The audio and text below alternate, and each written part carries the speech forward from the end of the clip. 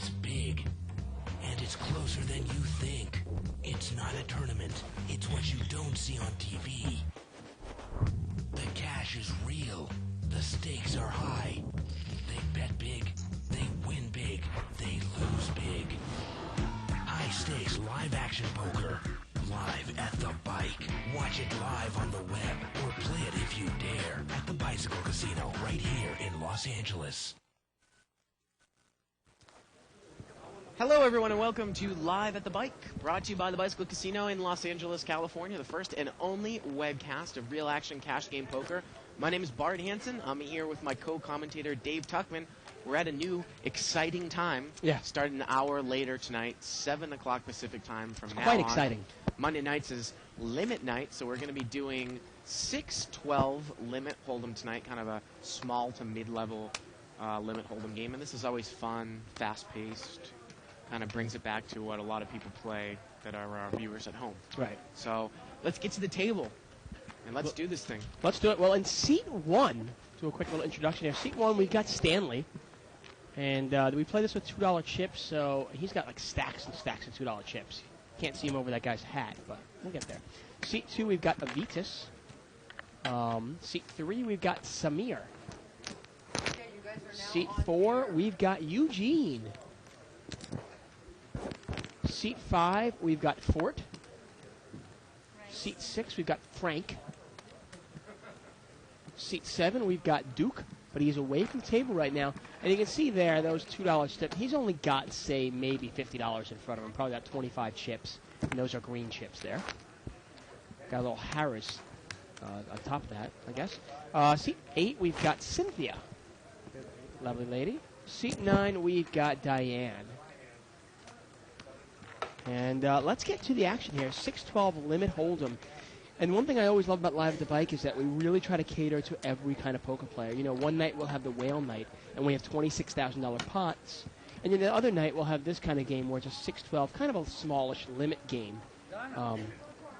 Yeah, absolutely. And again, the green chips are $2 chips, so it's a 3-6 chip structured game. Now, normally we'd do an 8-16 game, but we're going to do, 6-12 tonight. And hopefully in the next couple weeks we can get it bigger to, say, 20-40 and, say, 30-60. The button's over there in Seat 2, and he's going to raise here. And the big blind in Seat 4's got Ace-King, and we're heads up between a button raised and the big blind. We can see that the big blind has Ace-King offsuit. The button, we only see one card, and the big blind's flopped the king here. And the button has King 7 of diamonds, so he's also hit top pair. There it is. The turn's a deuce, so both people have top pair. We're heads up. Ace-King's going to bet again, and it looks like Avitas might just call down all the way here with top pair. He needs a 7 and only a 7 here. River's a 10. Ace-King's going to bet again, and Avitas calls, and there it is. Eugene is going to take it down there. Yeah, it's funny, you know, sometimes you look at a limit hold'em game, and hold'em is really a game of kickers, especially limit hold'em. And, you know, that is, I don't care if this is a 6-12 game, a 3-6 game, or a 30-60 game. That hand is almost exactly the same. I mean, if we couldn't see the chips, we'd have no idea what level they were playing. Right. Because we've seen, I mean, I was playing in the 2040 game just, about a half hour ago, and that exact same kind of hand happened, where somebody had Ace-King. Another player had King 9, and the Ace-King, obviously the Ace played. Now, I want to talk a little bit about what's going on tonight, Dave, too. Over on GSN, there's a show called High Stakes Poker, which I think has just ended now. And I know a lot of the people are looking forward to watching that and such. And I'm going to repeat this multiple times. I went and TiVoed it. We were, obviously the original show that did cash games. They're doing, I think, a 300, 600 limit cash game show. Now, is it mixed game? No, it's just limit hold'em. I think Jerry Boss, Daniel Negreanu's on the show. But interestingly enough, I was reviewing, because Dave, you and I are working on cutting a demo from our television show, our game that happened on August 24th, which was 400, 800 limit hold'em. If you go to the archives, it's actually listed, I think, as 300, 600, but it's actually 400, 800.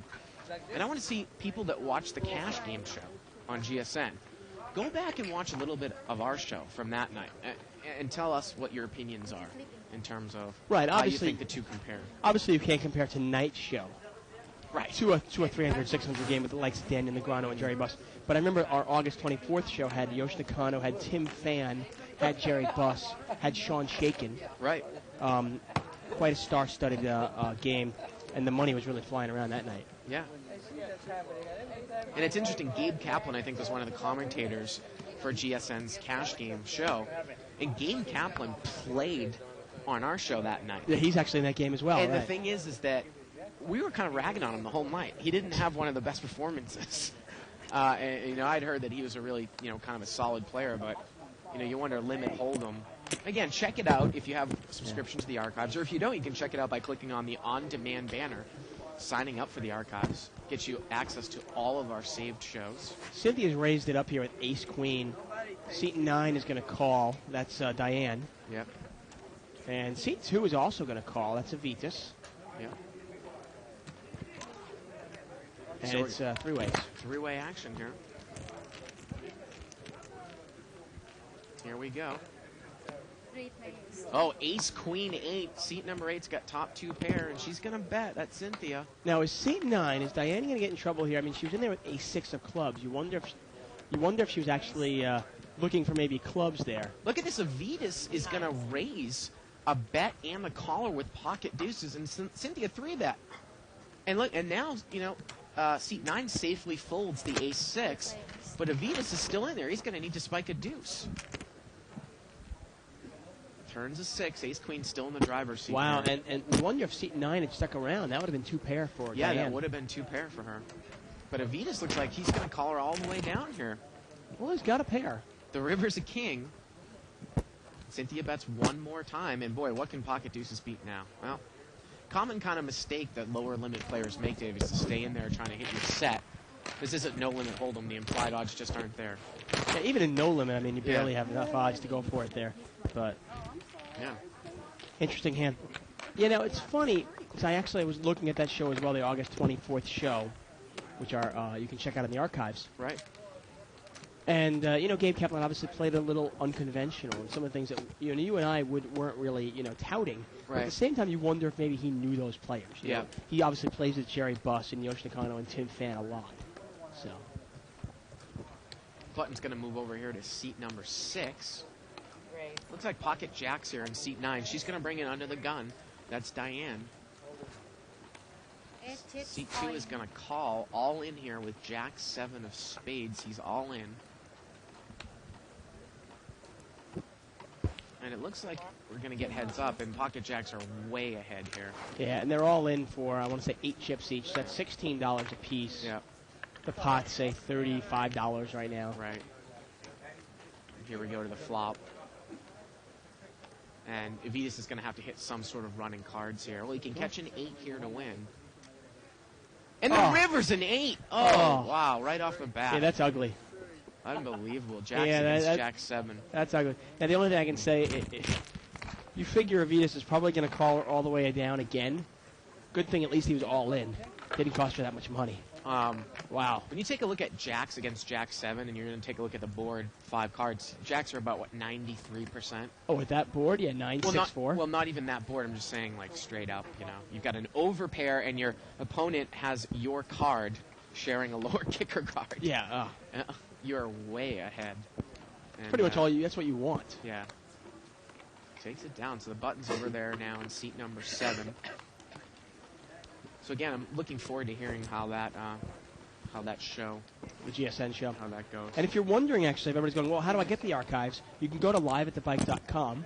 Top left corner, you can go to the archives little banner we have there, the on-demand archive banner, and you can click on that. Right. And for just $14.95, you get every single show we've ever done. We've got Barry Greenstein, everybody you can think of. We had a raise here. And we had 4 callers. Cynthia's going to lead out here with the nut flush draw.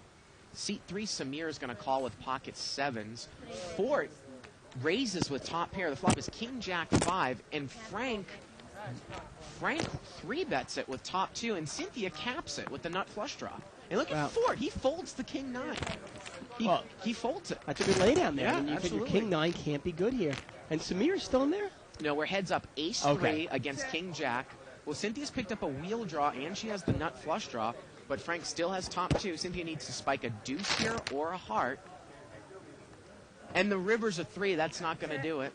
She checks. I'm assuming she's not going to pay this off, obviously, No, is she? I don't think so. Can't imagine that she would pay this off. 4 of spades on the turn, I mean, at this 3 point- of diamonds on the river. Yeah, at this point, all she can beat is say, like, I'm trying to think of a hand that he might push that hard to be like Queen 10 of hearts. I'm trying, that's all. But I mean, Yeah, I you guess. got to figure you're not ahead there. Throw it No. away.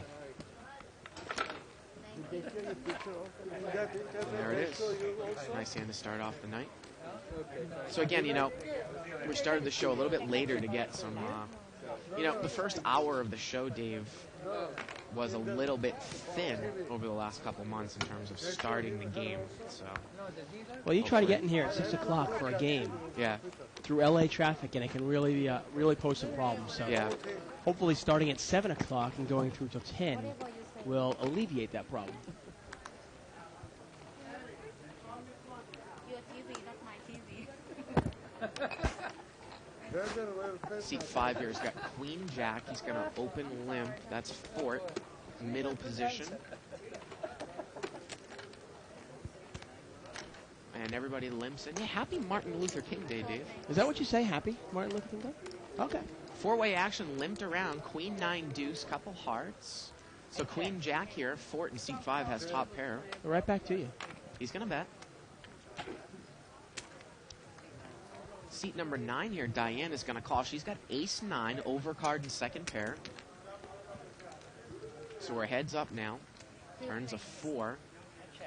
Now she had the ace of hearts as well, but she didn't pick up a heart here on the turn, so she's going to, no, she's going to check call still. The river's a 9, and she hits trips. And is she going to bet it? Yeah, she's going to bet right into it. And I'm sure he's probably going to pay it off here. I break my TV too. And he did call. And ace 9 is good. Yeah. Sometimes, Dave, if the pawn is raised, now I wouldn't be in there with ace 9 from early position if the pot was raised. But I think in limit, you kind of have to have a game plan in your head with regards to the math and what odds you have in different situations. Now, if you have a pair and an overcard and a raised pot, you can actually take one off for a small bet. Now, that pot wasn't raised, so kind of questionable if I would have called there. Right, you just got to be careful sometimes. Taking one off there when you have the ace as your kicker, Right. sometimes can get you in more trouble because if the other player is playing ace jack Right.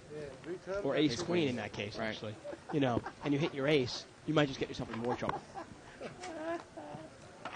Now, she did have an ace of hearts. Again, that might be one more out that she could have picked up. Yeah, yeah, why not? Backdoor heart draw. Limp, limp, limp here. That's funny. I'm looking at this posting from 2+2. Crackhead, a newbie, is talking about one of the fellow 2+2ers coming down here to join the game, saying, "Oh, you'll be really upset if the game is soft." Right. We're in California. The game is Right. always soft. This pot was limped around. The flop comes king 10-7. Fort's got ace 10. Button has ace 7, so Again. Fort bet with second pair overcard. And perfect case here, seat 9 called with ace 7, Dave. So if she hits 2 pair, it would be no good. Right. Fort's going to bet again with ace 10. And that's what you got to be careful there. Diane's out to really only 2 outs here. She needs a 7 and only a 7. River's a 9. Fort bets again. I got a chance. Sometimes I would sooner call with, say, 8-7 or 7-6 than ace-7. Right. That aces just seems to be a magical card sometimes. It's also the same thing. Sometimes people call, "Oh, I've got overcards." Well, if it's the ace is one of your overcards, sometimes it's not good. Yeah, if be you're going careful to there. chase with overcards, sometimes it's better to do that with, say, like a king-queen. Yeah, well, king queen. I always point out, like if the flop is 9-10, 9-10 deuce, and you have king queen is definitely a decent overcard kind of play there Right, because you also have the gut shot as well. right. Once again, we are live at the bank, folks. It's Monday night. It's Limit Hold'em. We're playing 6-12 Limit. I'm David Tuckman here with Bart Hansen. If I'm sounding a little nasal tonight, I'm getting over a little bit of a cold. Now, someone emailed me, Damian Edwards, and said the GS game is 300-600 no limit. I didn't know Oh. that. I thought it was limit. Wow. Okay. That's interesting. King, queen, 7. Well, if you want to compare us to all of our Wednesday night 50-100 games, you can always do that, too. Right. Well, that's This is no limit's pretty much our forte here. Right. Avitas has got second pair and a flush draw. He bet. And Eugene's in there with King 9 and seat 4. Turns a jack. Now, obviously, that show is not live. And we are all in here. Avitus against Eugene. And there's the heart, and Avitus makes the flush. Takes it down So there. he's all in again, and he wins the hand all in Yeah, again. now that's a big flop for Avitus. I mean, he had a pair with the flush draw. Had a lot of outs. And he takes it down. Yeah. You can email us at live@thebike.com. You also can follow a live thread that's started on the internet by going to 2plus2.com. Click on forums. World Poker Tour and other televised tournaments. Official Live at the Bike thread for January 16th. Tonight was started by SP Surf and Michael. He's one of our viewers that's watched a lot, and I guess he forgot, jumped the gun. Said, my God, it's 6:10. The show isn't on. What's going on here? Are we living in the Twilight Zone? Yeah, I think maybe he thought you were mourning after the Patriots lost. Oh, yes. Seat 6 limped in here with a King Jack of clubs. And you wonder, wow. And seat 7 has limped in with Ace King?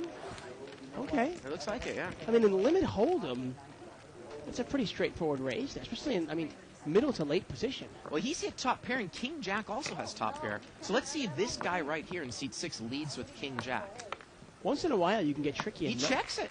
Wow. Frank checks the King Jack, and Duck is going to bet with Ace King. It's actually Duke. Duke. Right. Sorry about that, Duke. Now, he's just going to check all. I was wondering maybe if he would check raise. Really? With King Jack? King Jack against Ace King. In for turns unraised 3. pot? Yeah. Check call again.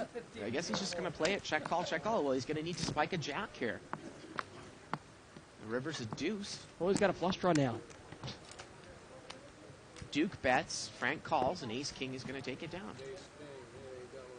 Yeah, oftentimes, even in the middle limits, Dave, I see people limp in with Ace Queen and Ace King. It's unsuited. And, you know, obviously you raise for a couple purposes in limit hold'em. Maybe because you think you have the best hand. You also want to thin the field out, right? Do those hands really play multi-way against I mean, whatever a lot of argument you players? want to make for raising, Yeah. you know, clearly in limit hold'em in late position, Ace King is a raise. You know, there's no way. It's not a raise there. Yeah. Look at this post here by San Marco Sun. He says it was a minimum buy-in of $100,000, the GSN show. The commentary sucks compared to you guys. So there you go. The play was similar to the Friday night games that he has seen. Okay. And Dave, we're actually doing a new game on Wednesday nights now. We're going to be doing $2,550, $3,000 minimum, unrestricted, no limit. Yeah, and that game actually might play bigger than our normal Wednesday rail game. Right. I'm really excited about that game. Four-way action here. King 8-3. Was limped around. We got a King 10 over there for Yeah. Duke. And Duke checked the King 10. So everybody checked. Duke has top pair. Duke actually has King 10. We have Yeah. it up as Jack 10. He does have top pair, and he's going to bet. He bets now. And I don't think anybody's going to call this year. The 3 didn't pair anybody. Yeah. Takes down. Now, is the GSN show, is that live or is that also edited and done in post-production? No, that's as well? edited and done. I So think you're they seeing, shot it. you're seeing the select, obviously, the Right. best, say, 15 Right. hands. It's not a tonight. live show. Okay. You know, kind of like any other TV show. Now, we're actually in trying to get ourselves together to make a best of Live at the Bike video. Yeah. And you can imagine if you take all our Wednesday whale games and our great Friday shows, we could really put together a great, you know, best of out Live at the Bike. Right. Button moves over here to seat 4.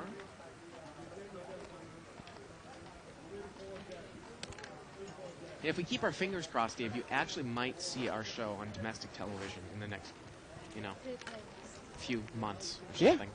All kinds of developments happening. Heads up here. King Jack there by Diane. Frank's got a queen at. She's going to Queen bet it. 8. Diane bets with middle pair, and she's going to Hey, well, heads up, in position, why not? Yeah. It's a nice bet by Dan. She takes it away. So 7 to 10. Yeah, 7 to 10 now, Monday through Friday. Yeah. And again, we want to point everyone here who hasn't done it already to go to bluffmagazine.com/readerschoice and vote for us for best commentary Yeah. and best broadcast. And also email them. Say, why aren't we choices? You have to actually write our names in. Yeah, if you don't know how to get there, the link, you can actually go to liveatthebike.com. Yeah. And Evelyn has put up a little vote for Dave and Bart section. So you just click on that, and there'll be a live link to the Bluff Magazine poll. Does it say Dave and Bart or Bart and Dave? It might say Bart and Dave. This one looks like it's going to get limped around here 3 ways. Wow, 2 people have top pair. We got a queen 10 for Duke. He's going to bet here, queen 5-7. Yeah, Duke's in kicker problems, though, here. And Diane is just going to call with top pair. With a couple of small cards out there, it's very likely that Diane's kicker will play in his hand. Now, Avitas has a pair. He stays in. The turn's a king. And Diane's got the queen of hearts. She's in great shape here against Duke. And everybody checks the turn. And the river is an ace, but queen jack is good here. Yep. And they're going to check it down. Looks like Diane might be falling into a little bit of what you see with players that, might play not necessarily, or they just come here to play for fun, or she might be a beginner. Probably a good spot might be to either raise the flop or to raise the turn there, right? Mm-hmm. Or at least bet the turn, right? Well, definitely. If it gets checked to you and you got a pair, why not? Yeah. Now, obviously, we have to understand that players at the 6-12 level, you're not going to see too many professionals at this level. Right. Most of the players here are having a good time. They come down, instead of going to a movie and dinner and, throwing away $100, they come down here, they buy in for $80 or $100. And who knows, maybe they'll win a couple of bucks. Have a good time. And obviously, that is the vast majority of poker players out there. The vast majority of players out there are not players that are making a living doing it. Right. How's your weekend? Well, besides a little mishap on Saturday, okay. Obviously, the mishap you're referring to is the Patsy game? Yeah. 4 turnovers, man. I don't even remember the last time they've had a game like that. It was unbelievable. And then it just rubs it in the fact that the Steelers beat Indy. So, Oh. I mean, it would have been a home game for New England against Pittsburgh. Oh, yeah, and they've had Pittsburgh No, I'm saying in the playoffs. it would have been a home game. Yeah, home game for New- Pittsburgh. Oh, they would have. New England. They'd been in the Super Bowl again, right? Yeah. Probably. This one has got raised here by Cynthia with ace-king out of the blind. 10-6-4, and she's going to come out and bet. Now, Samir has top pair, and he just calls with queen 10. That's the one thing at these smaller limit games. It's really tough to put people on hands because you don't. I mean, in most of the games we play, somebody that has 10 there would raise it up. Now, look at this. Cynthia, she's hit a king. It's the king of it's the king of clubs, and we have that she has the king of clubs up. She must have some. She's got the king of spades. Yeah. So she bets with ace, king of spades, and Diane's picked up the nut flush draw and a straight draw. And queen 10, Samir got away from it. And Avitas is in there. He's all in with jack 9. He's got a gut shot to a queen. He needs to hit an offsuit queen to win. Seat 2. The river's an 8, and it looks like ace, king is going to win here. And she's going to bet again. I like Cynthia's game, I got to tell you. Yeah. I really do like Cynthia's game. Ace, king's good. She ain't taking no crap. And she's betting her hand. A lot of people kind of, well, I'll check it down. Maybe the guy's slow playing a flush on me or something. No, she's going to keep betting it. Thank you. And Avitas is going to rebuy in for another couple $100. Yeah. And $200 is a rack here. This game, one rack of green chips is $200. Yep. A stack of them is $40. Most people give it in stacks of 40.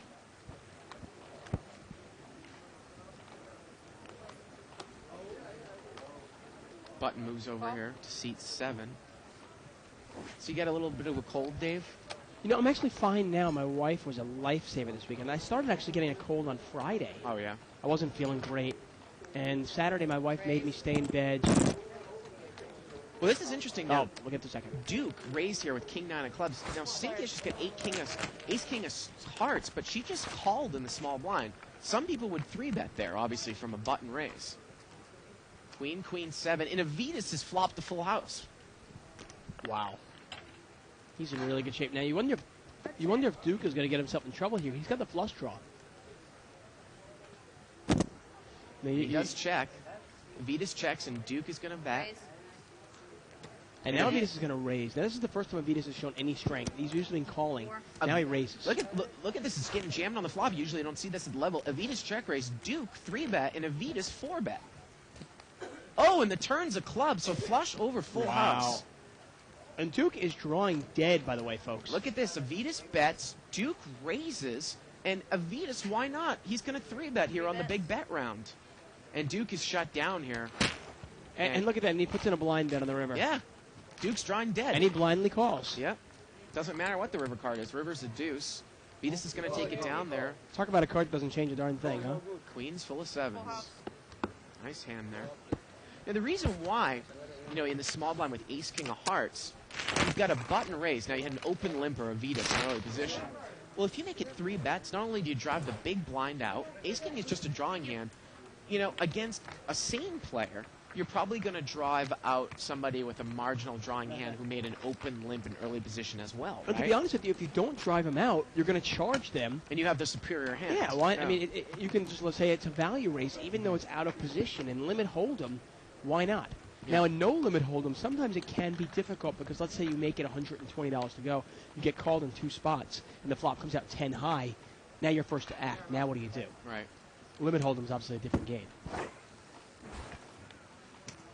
Open limp here, seat 5, ace 3 of spades. Interesting email here from EG, talking about the high stakes poker game, and we'll address this in a minute.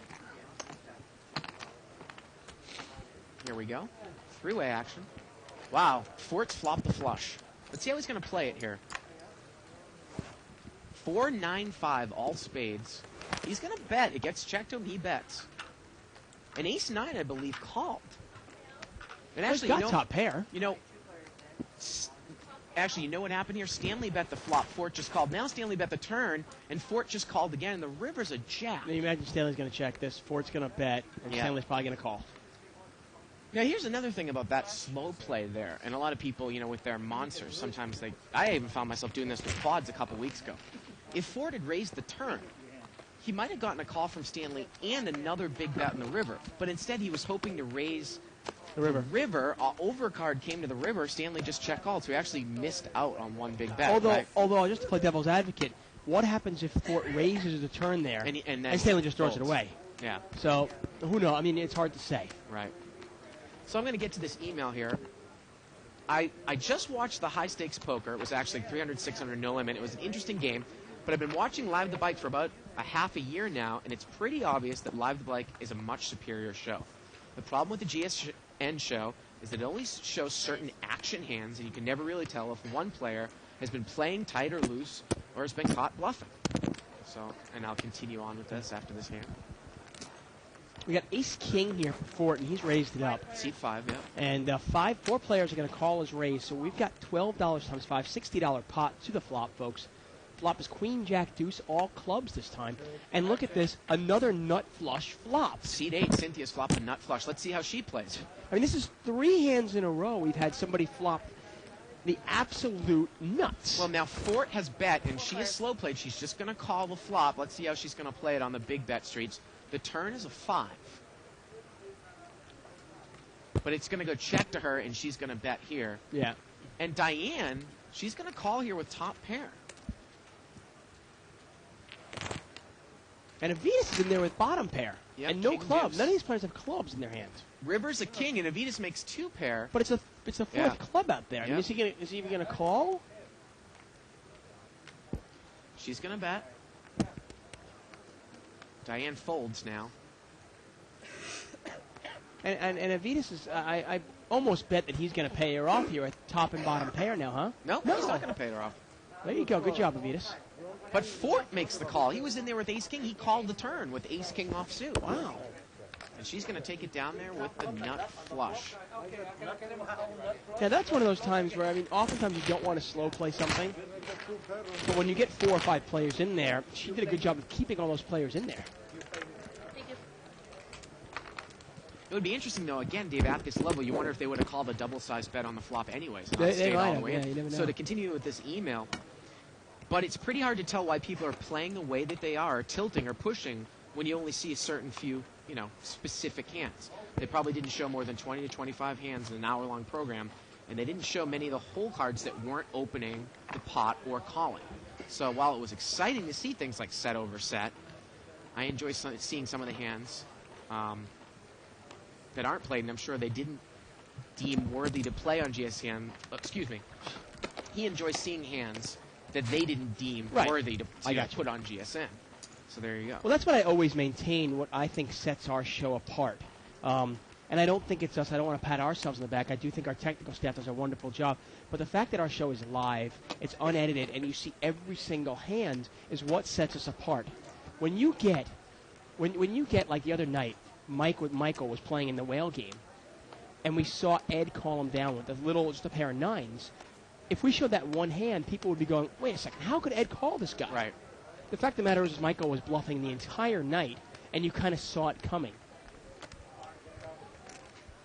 So, I mean, seeing every hand really, by only seeing one or two hands, you don't get the whole picture. And I think that's the same problem with World Poker Tour, to be honest with you. Five-way action here.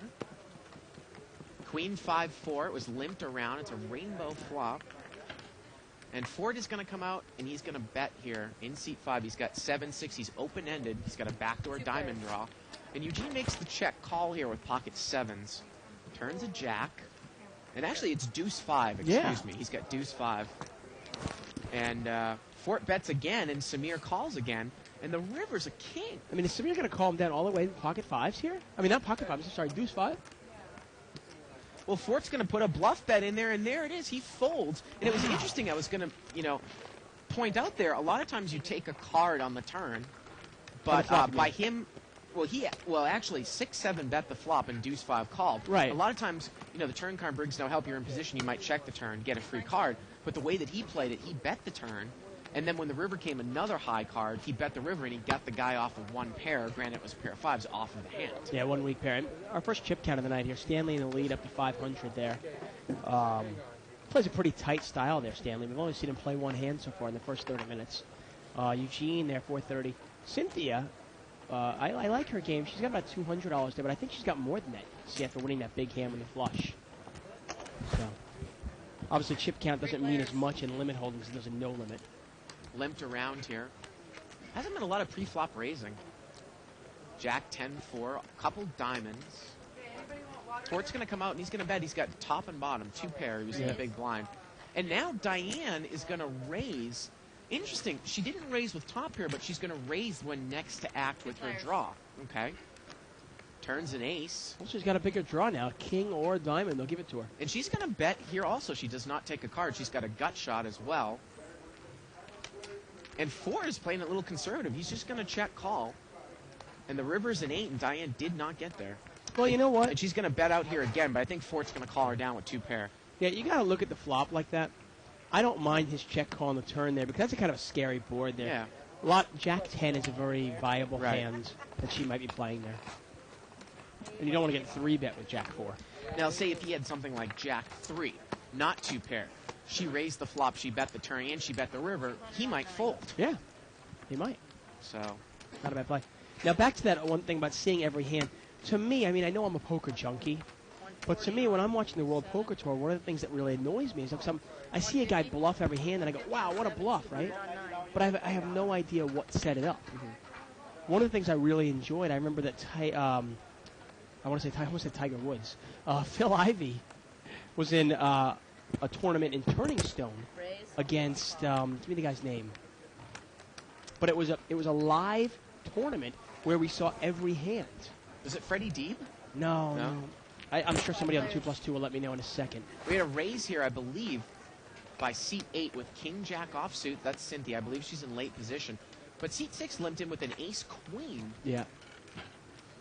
And he's going to come out and bet here. Cynthia folds, so he bet with the ace queen. The ace queen was actually in the big blind. He decided just to take his flop. But seat 2's got 8-3 offsuit. He's got 2 pair, and ace queen's going to call. Ace queen actually 3-bet. And 8-3 called. The turn's a 6. Ace queen's going to bet here again. And is Zaviti's going to check raise? And he does. Yep, he's going to. Now, if he check raises the turn after showing so much strength in the flop, are you pretty sure ace queen is about the winning hand? Oh, here we go to the river. River's an 8, and now he fills up. I was going to say it's one of those times where he needs the board to pair, but not the 8. And Avitas is actually in position here.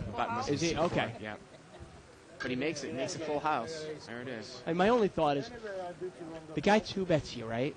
You 3-bet him on the flop, and then you bets the turn, and he raises you again on Yeah. the turn. So after showing strength on the flop, he shows strength again on the turn. Well, that shows. I mean, that's a kind of a perfect example of. It's kind of the same thing.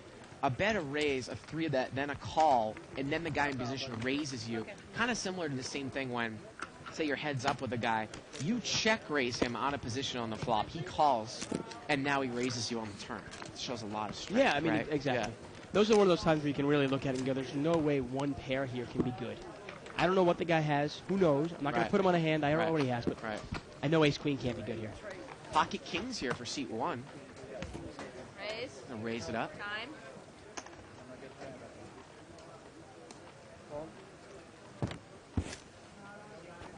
Seat 2's gonna call with a jack, deuce of diamonds.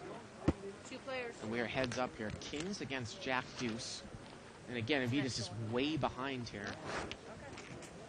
But he's pulled it off a couple of times tonight. Hey, if anybody can do it, Avitas can. Oh, Stanley's got the overpair. Hey, He's gonna Avitas bet. has got a draw. He's got a backdoor straight draw here. 10, 4, 5. Look at it. He's got a backdoor straight draw 2 times. He's going to get away from it. Yeah. And Stanley takes it down here. Stanley looks like a pretty tight, solid player. Yeah. He's only gotten involved a couple of times.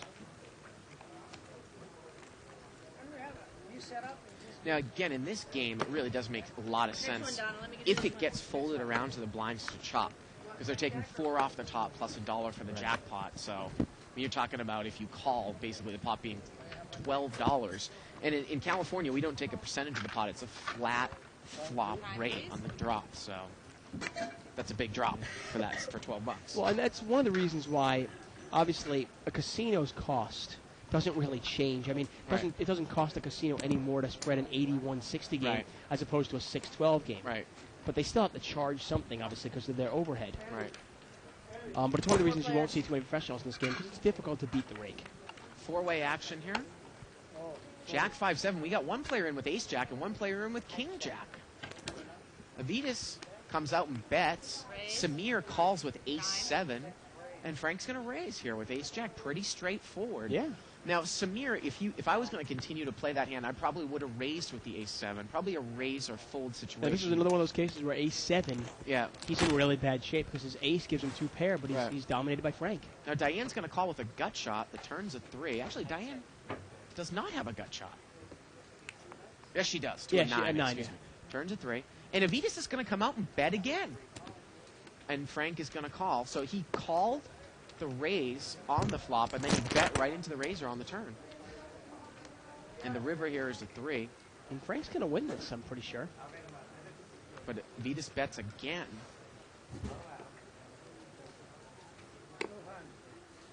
And ace jack is going to take it down. And I got to tell you, I don't mind the Vitas' bet on the turn there. I like it, actually. He bets the turn to make sure, because just in case Frank was raising the flop to take a free turn card with a flush draw, you know, Avitas didn't want to give him that free flush draw card. So he said, I'm going to charge him again. And by betting that, you know, you really put the guy on the button in a tough spot. If he doesn't have a really, really strong hand, he Yeah. can't raise you. And you figure since, hey, you know what, I'm going to check and call anyway, I might as well be the better. Right. Get a new setup in here.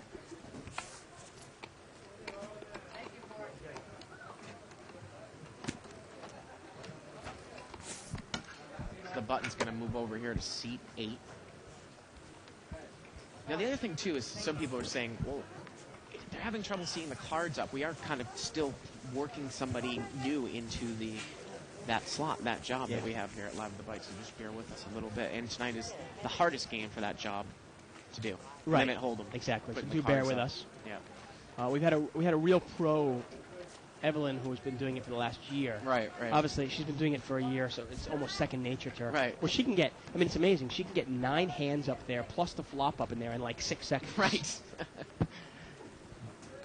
And The button's going to move over here to seat 8.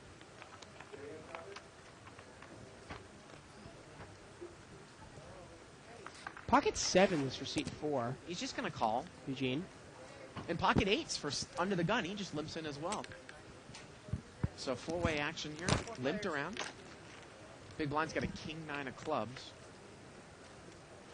Ace king 4. Looks like the king 9 is the best hand here. Yeah, he's outflopped them all.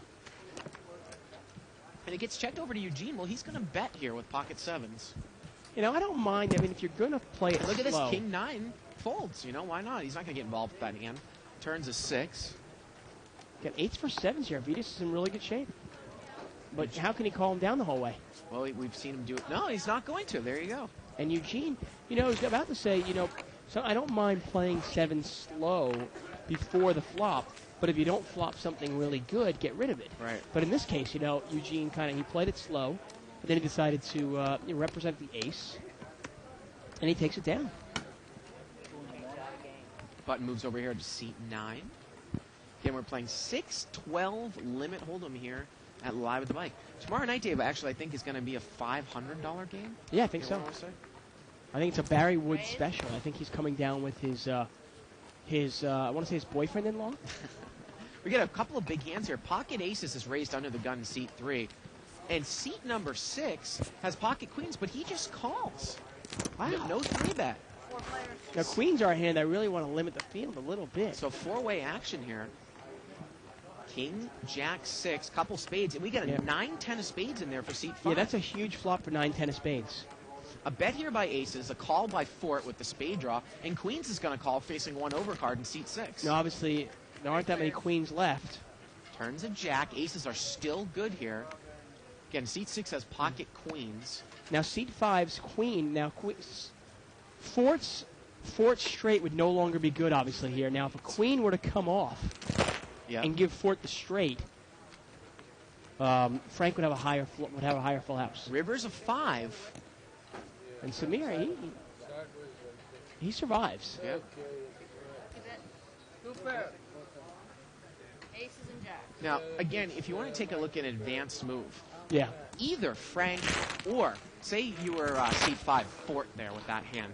With the 9-10 of spades, especially if you were heads up in position, you could pop the turn.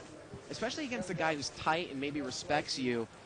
You might even get the guy to lay down something like ace-king, or for that matter, an overpair. I mean, can that work at a level like, can it work in a 6-12 game? Probably not. I wouldn't Right. think so. I think this is more straightforward. I mean, I don't know how many players in the 30 level or even the 80 level that are throwing away aces in limit hold'em. Right, right.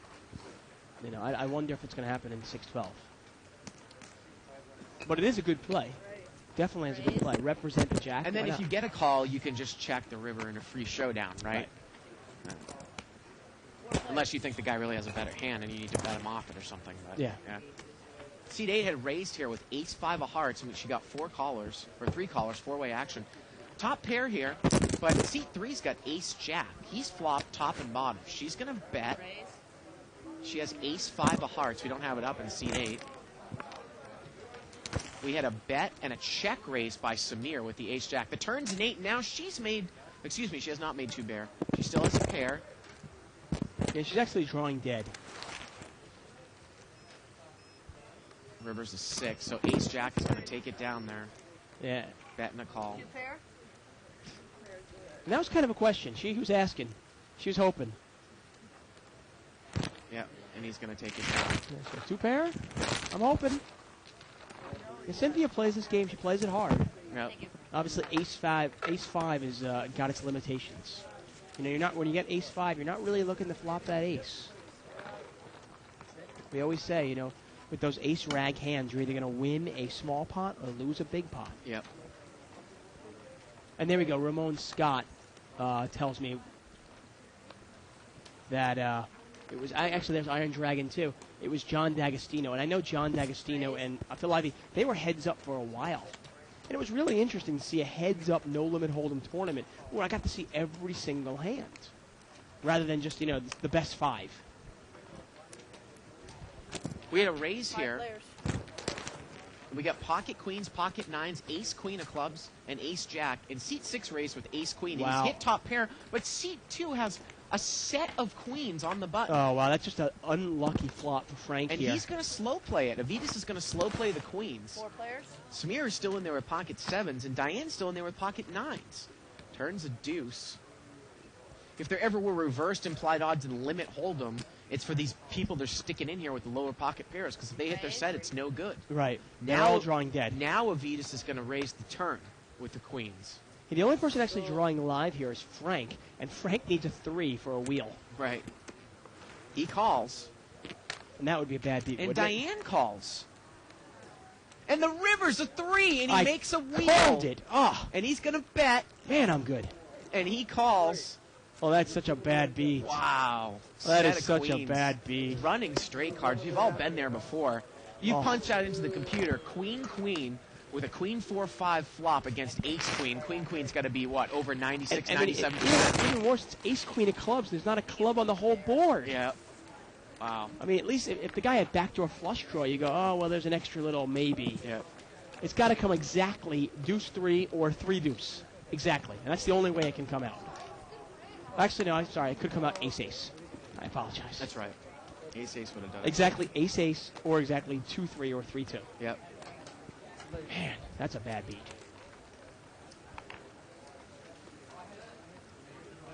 Button moves over there to seat 3.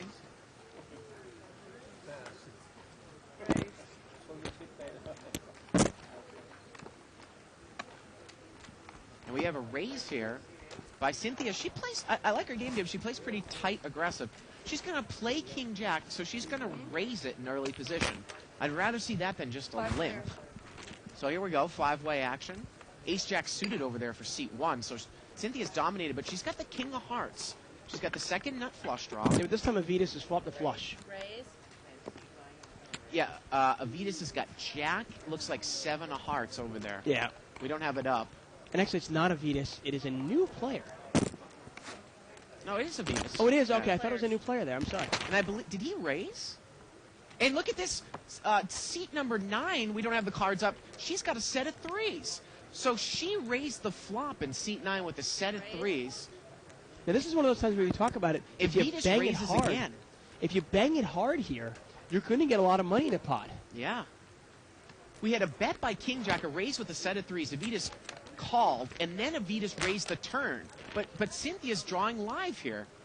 And the river's an 8, and Avitas escapes. Wow, that's a scary, scary card for Diane there with pocket 3s.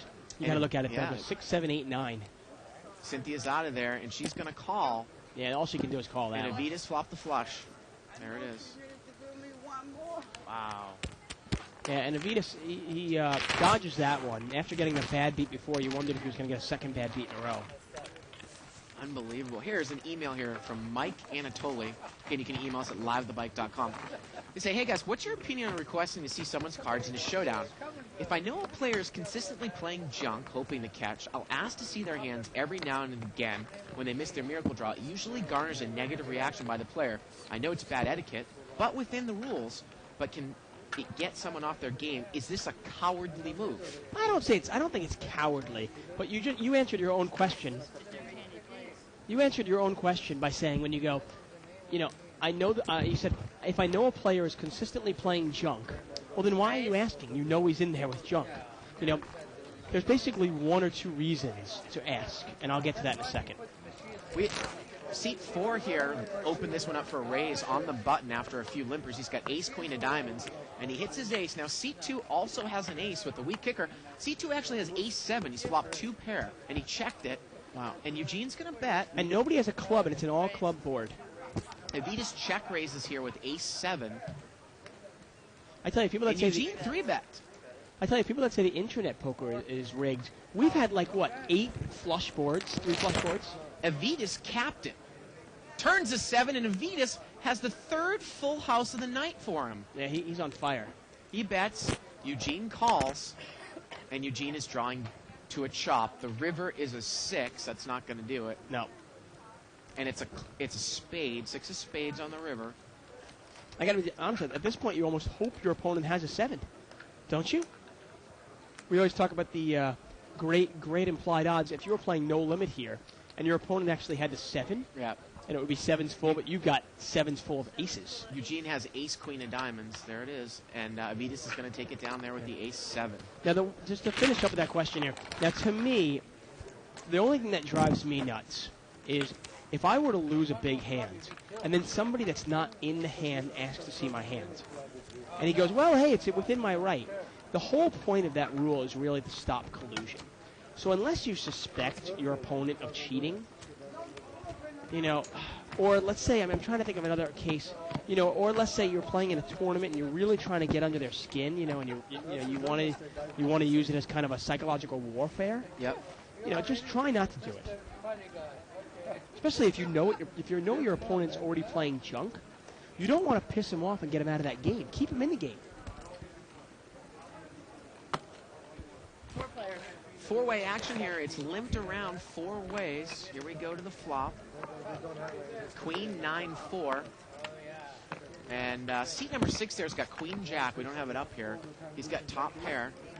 Raise. Yeah, that's Frank. Cynthia bets here with deuce 9. Fort raises with second pair. And look at that. Seat 6 mucks a Queen Jack. Wow. Boy, I don't see that at a high level a lot. Turns a 3. We've got 9 deuce and King 9 in the hand. Queen Jack's out of there. And it goes check, check. And the river's a Jack. Queen Jack would have made 2 pair. And this one's just going to get checked down. And Fort's going to take it down with King 9.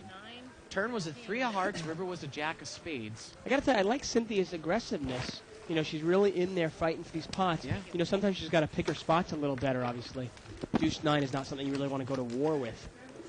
Dave, we all talked about starting, we talked a little bit about it yesterday. If you look on the right-hand side of the screen at livethebike.com, click on the LA Poker Scene banner. We are doing a $500,000 free roll. Wait, a 500,000? Are you ready to compete for $500,000? Look out for the $500,000 guaranteed prize pool tournament running daily starting January 15th and going until the grand finale on July 1st, 2006. Each player receives a free entry of 1 gold bar into the free roll.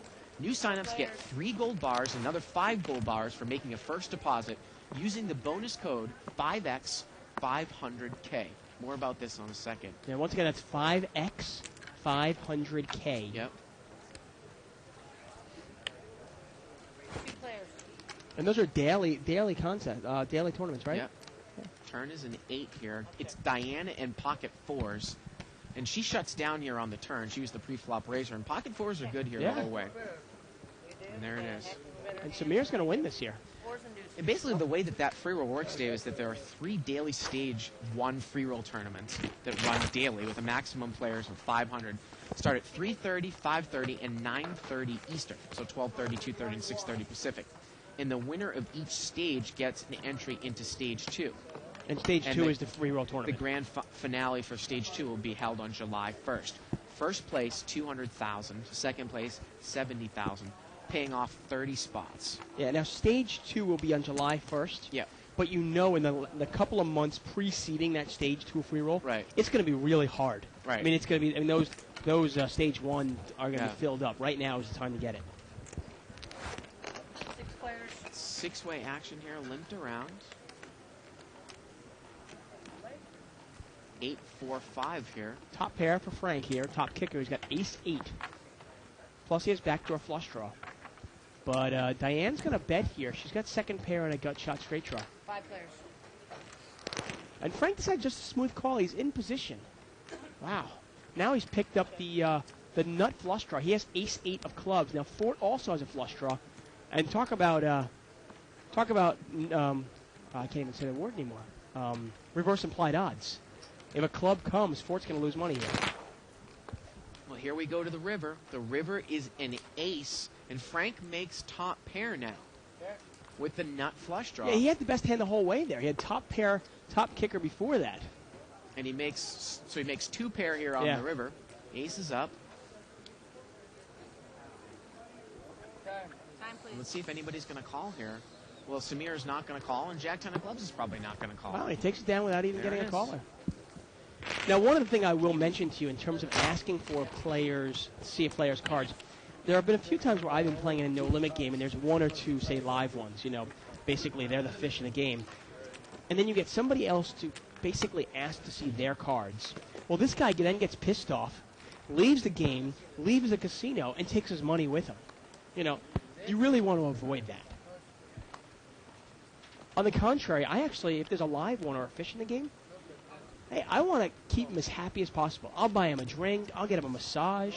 Keep him in the game. I don't want to piss him off.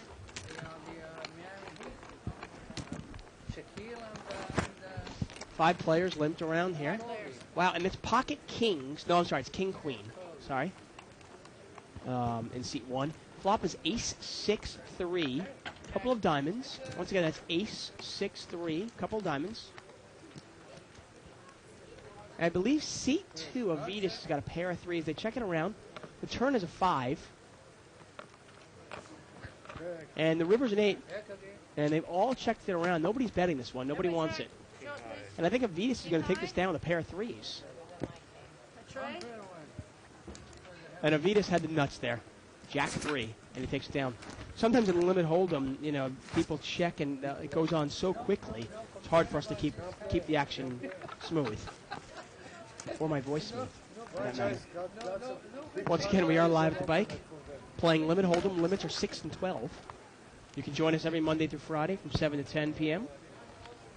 Pacific time. Man, check that.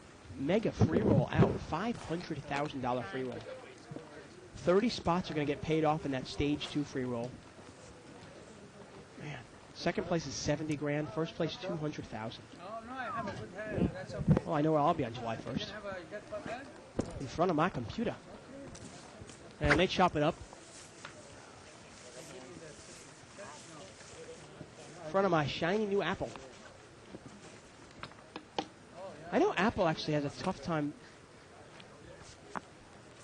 with some playing on some poker sites. So I wonder if Apple works on the LA poker scene. We'll have to check it out. Oh, that's right. I can get my virtual PC for my Mac. There you go. Anytime I can make a little Apple plug. Raise? Buttons over in seat 2, and we get a raise from Cynthia. She's got ace jack of hearts. And we get a call from Samir in seat 3. All right. And a call from Fort. And the flop comes out king jack 6. Nobody has the king. 2 players have the jack. But obviously Cynthia's in the lead here with ace jack. And it turns a queen. And look at that. Fort has actually, I apologize. Fort actually has had now. He's got 2 pair. He had queen jack. And he's going to raise here on the turn. And we always see this in limit hold'em, especially if there's low limits. If somebody's raising on a turn, 1 pair is usually good. Look at Samir's hand. 1 pair is usually not good. Yeah, right? that's what I meant. Samir's got a pair and an open-ended straight flush draw, and he gets there. He makes a flush, open-ended royal flush draw. Yeah, he had a huge draw. These are all flush. If you give me ace club, And he bets, Fort calls, and he's going to take it down there with the flush. Yeah, now Ford had made 2 pair on the turn there. And Cynthia was in there with just, she had 3rd pair with top kicker. I mean, I guess she figures if a 10 comes off, she's got the nuts straight. Right. But it's got to be a 10 that's not a club. the club. I got straight flush, draw, flush, draw, open it.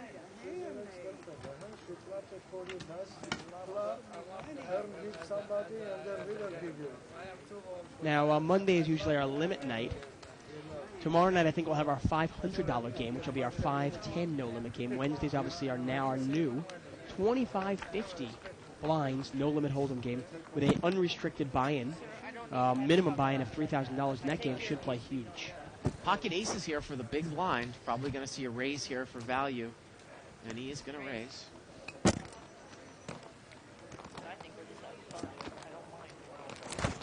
And everybody calls. Yeah. Cynthia's going the speed limit there, 55. Here we go. Deuce, deuce, 8. Pretty good flop for aces. Oh, I love that flop. Fort bets. Raise? Actually, you know what? I think Cynthia bet. Yeah, Cynthia bet. Fort checked it. Cynthia bet. Avitas raised with a flush draw, and Fort made check raise 3 bets. Wow. Turns a jack. Now Fort's going to come out and bet. Cynthia really should probably release her hand now. Yeah. Avitas calls. Clearly, pocket 5s are not good here. And the river here is an 8. Ooh, Boy, you that's gotta- a scary card. Oh, if you're Fort, you got to hate that card. He's going to bet, though. I mean, because it's actually, obviously it's good, but remember, Avitas showed some strength there. Right. Do you put him on maybe an 8? We had a flush draw. And seat 5 is going to take it down there with the aces. I got to say, that's one of those times where call me crazy, but I might check that on the river. But if the guy had diamonds, hey, then great. I've just induced a bluff. You're I'm gonna make him bluff at it, right? Well, if he's got Yeah. diamonds, I'm going to force him to bluff at it. If he doesn't have diamonds, and he doesn't have an 8, okay, great. What did he have then? Remember, the board was 8 deuce deuce with 2 diamonds. There's nothing I can beat anymore. I'll put it that way. Raise. Seat 2 is gonna raise here. Ace queen offsuit. Seat 3 is gonna call. Seat 3 has got 1 king we can see. We can't see the other card. 3 players. We've got 3-way action here. Yeah, C3 likes to show 1 card. 1 caritis. He's got pocket kings. He just smooth called. Well, I guess that's why he only wanted to show 1 card. He says 1 card's at all it is. Avitas makes a bet here, and kings is gonna raise on the flop. And Avitas calls. Yes. Turn is a 7. Jack 9 is not in the hand. Jack 10 is not in the hand. It goes checked all around now, and the river's a 4. And Samir checks the river, too. King just shut down. Turn was a 7, river was a 4. And we're talking, he was in the cutoff seat. I mean, the button is in seat 4. Yeah, He's 1 before the button with pocket kings, and he limps in. Well, he smooth called the raise Right, that's what I meant. pre-flop. And the thing was that if he was going to play it like that, and then he raised the flop, I mean, some people will play it like that so they can somehow slow. I don't like playing it that way. Slow play, like, try to get it heads up. Maybe you've got really tight people in the blind. You can get it heads up and make a big raise on the turn. But he raised the flop. Right. It's just no point. But then he didn't bet the turn. Right. Or the river. Yeah. I mean, they are kings, aren't they? They're a pretty good hand last time I checked. He picked up kings last hand. This time he's got aces. Wow, and seat 9, Diane's got ace-king. Yep. She might get herself in trouble here. Pocket 7s for seat 5. Now, this is a great example of reverse implied odds. If Diane hits either her ace or her king, she could get in a lot of trouble. Well, king 10, we got 5-way action in here. We got a guy with king 10 over there in seat 7, so chances are the king might not come out here. 8, 4, 5, a couple clubs. And look at Avitas. He's flop bottom 2 pair. But Stanley's flopped straight. Seat 2 Oh, Stanley's not in there. checked. Samir bet seat 5 raised, and I believe Avitas is check raised. Now, Stanley is not in the hand, but Stanley would have flopped straight. He had 6, 7. Wow. Avitas has the best hand here. Turns a king. Samir bets again here. Seat 5's going to call. And Avitas just calls. He's slowed down here. River is an 8, and that counterfeits Avitas. Samir has the best hand. Yeah, you got to hate your hand now if you're 4 or 5. I mean, But he your didn't hand, bet. He checked it down. You can't blame him. Remember, Right. once again, your opponent has shown strength on the flop. Instead of putting him on 4 or 5, you might put him on 8, 7 or 8, 9, and in that case, the 8 kills you. Thank you. I mean, remember, this guy was the guy who didn't bet kings. You certainly can't accept that aces in that river. Next time we go to find Mr. Hash and get us a ticket. You hit the jackpot later. Button moves over to seat 6. 45,000 you will win. Nice email here from Michael Peterson, our friend from Denmark. Said he just wanted to say Happy New Year. Happy New Year to you.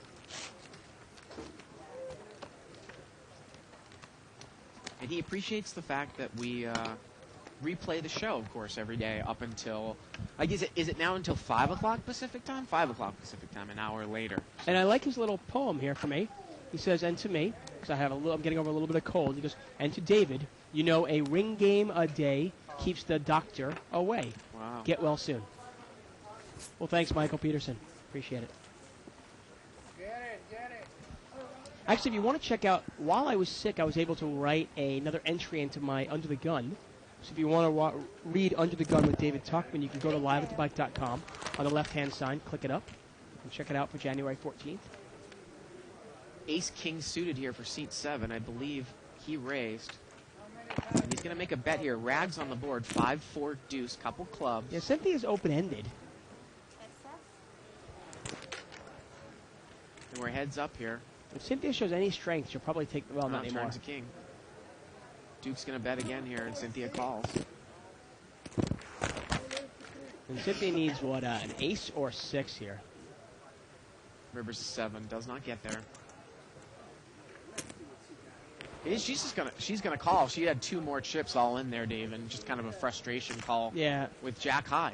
And we see that happen sometimes. Somebody just goes, well, I got $3. Yeah. I have 3 chips. I'll just throw them in there. And you got to start thinking about it. I know a lot of these players are playing for fun, and they're recreational players. But if you only had $6 in your pocket, would you just throw it down on the floor? You know, would you just rip it up? No, you wouldn't. You'd keep it. So, same thing.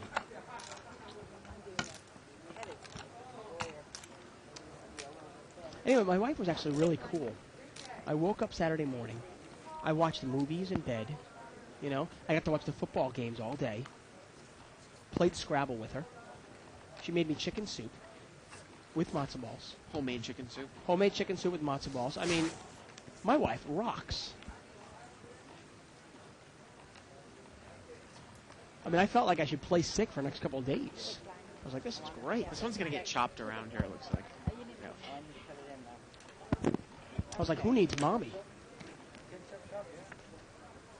Well, wait a minute. It doesn't get chopped. Well, someone's in there with King Jack of Diamonds, 335 here. Yeah, Stanley in seat 1 has got King Jack of Diamonds. And Diane is not showing her cards. She moved over to seat. Yeah, she's new to the game and she doesn't. And the turn actually, the turn actually brought a jack, so it Right. gave Stanley a top pair with the flush draw. Yep. He bets and takes it down.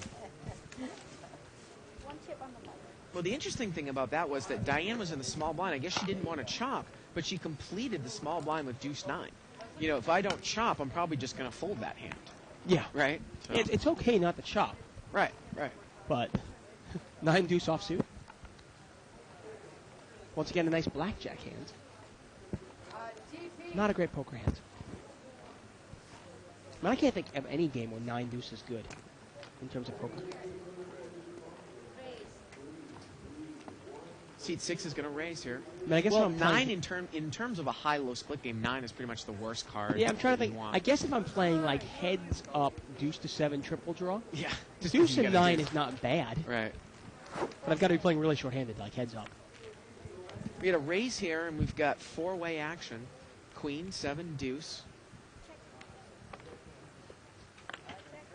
It looks like it's going to get checked around here. The turn is a 10. And Diana's picked up a diamond. Cynthia, I'm sorry, Diane. That's actually in seat 8. She's picked up a diamond draw. Now, Fort bets out here with a pair of 10s, and Diane calls on the button with her diamond draw, and we're heads up. 10-4 against 5-8. Yeah, the river Avitas actually called as well. is a 6. You're right. Avitas is in there with 10-3. And this one's going to get chopped up here. Yeah, neither kicker will play. They both have a pair of 10s, queen 7-6. Right. Obviously, holding play your best 5 cards out of 7. So did you hear the Jets' new coach, actually? We might be stealing from you guys yet again, taking your defensive coordinator. I did hear that. Yeah. I did hear the possibility of that. Young guy, too. I mean, 35-year-old defensive coordinator. I'm really jazzed about that one, to be honest with you.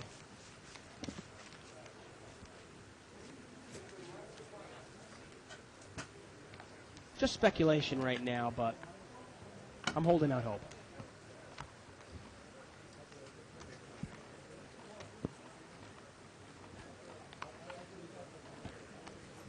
Buttons moved over here to seat 1.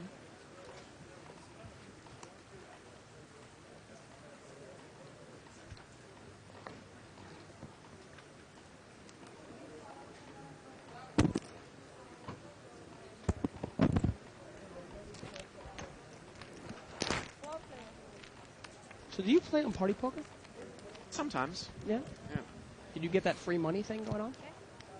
I did not. I did not see that. No. They didn't see it. Yeah. Until it's too late, obviously. Yeah. King 9-5 here, turns at 10. Got limped around, checked around.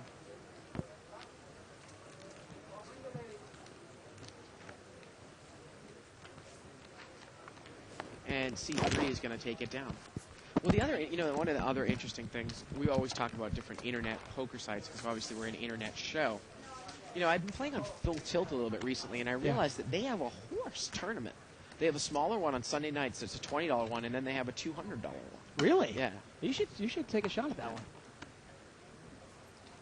Button moves over here to seat 3. I mean, oftentimes a lot of the players on the internet, or actually players anywhere, specialize in one game, especially in today's world where people specialize in one game and one game only. Right. You rarely see players that know how to play 3, 4, 5 games that can adapt to different styles and so forth. Buttons in seat 2 here. Limp, limp. We get 6-way action. Limped around, 1 bet, $36 pot. Flop comes out Queen, 8-5, Rainbow. It doesn't look like anyone really has much here. The turn's a 5. We get trip 5s here for seat number 6. But seat 3 is going to come out and bet with ace-8. I think he has the best hand. And, Yeah, I think seat 5 actually has king 6. oh, okay. Because he folded. That would it only makes sense, obviously. Yeah, maybe I thought it was... Interesting. Once again, Again, we are live. kind of working through the kinks with the cards here. Yeah. Over the next couple days. But moves over here to seat 3.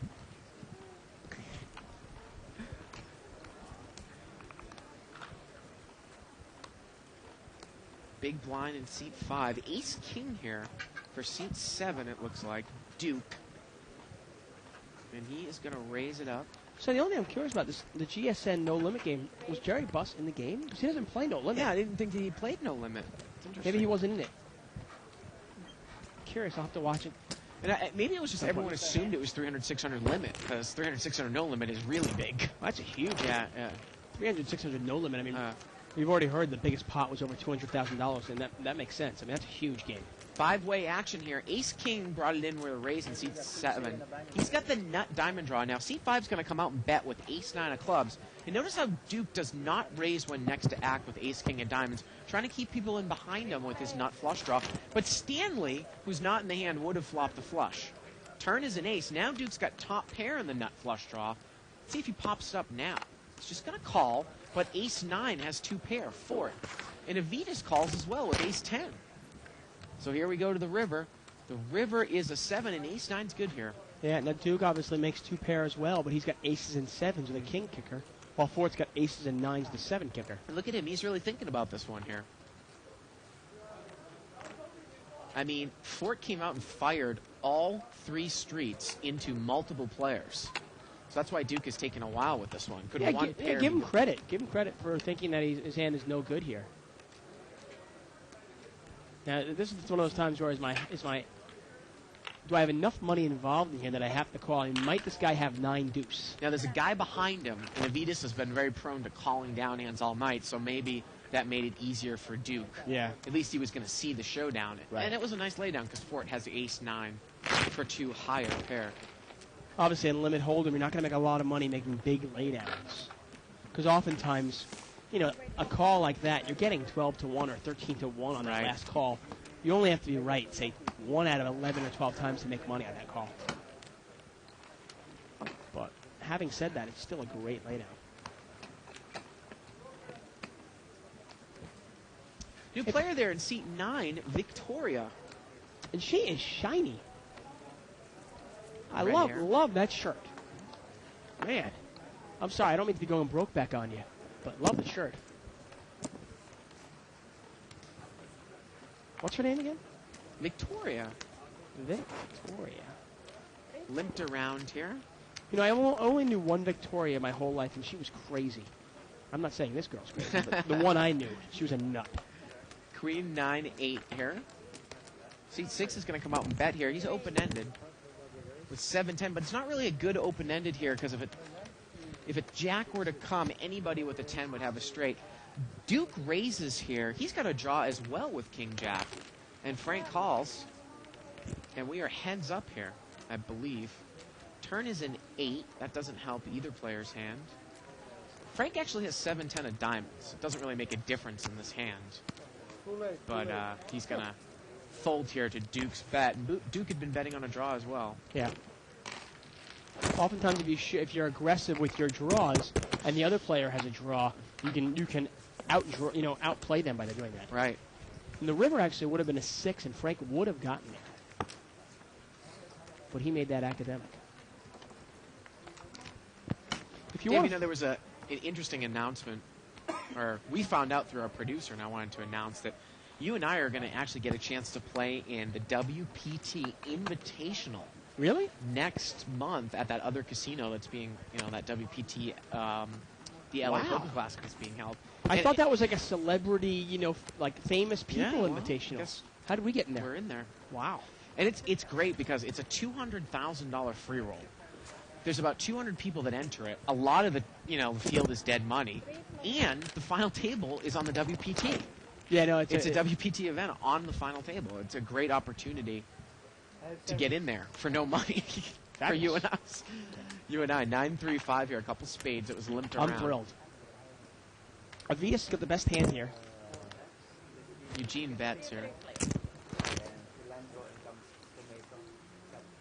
Turn is an ace. We still have three-way action here. No one really has anything. But Eugene is going to bet again. He's got the jack-high flush draw. And Avitas, who's called down here with bottom pair. And the river's a 5 and 10-3 is good. Let's see if Eugene bluffs that out one more time or he just gives up. He's just going to give up. Yeah, and Avitas takes it down. Now, it's interesting. My mother-in-law actually played in the Celebrity Invitational, the same one we're playing in. Yeah. She played it, I want to say, 3 years ago now. And she got to sit at a table with Chris Ferguson, Doyle Brunson, and Howard Lederer. Yeah. And she got knocked out about an hour and a half into it, but she had a really good time. Now, I'm not sure about you, but I'm actually going to be making a pledge.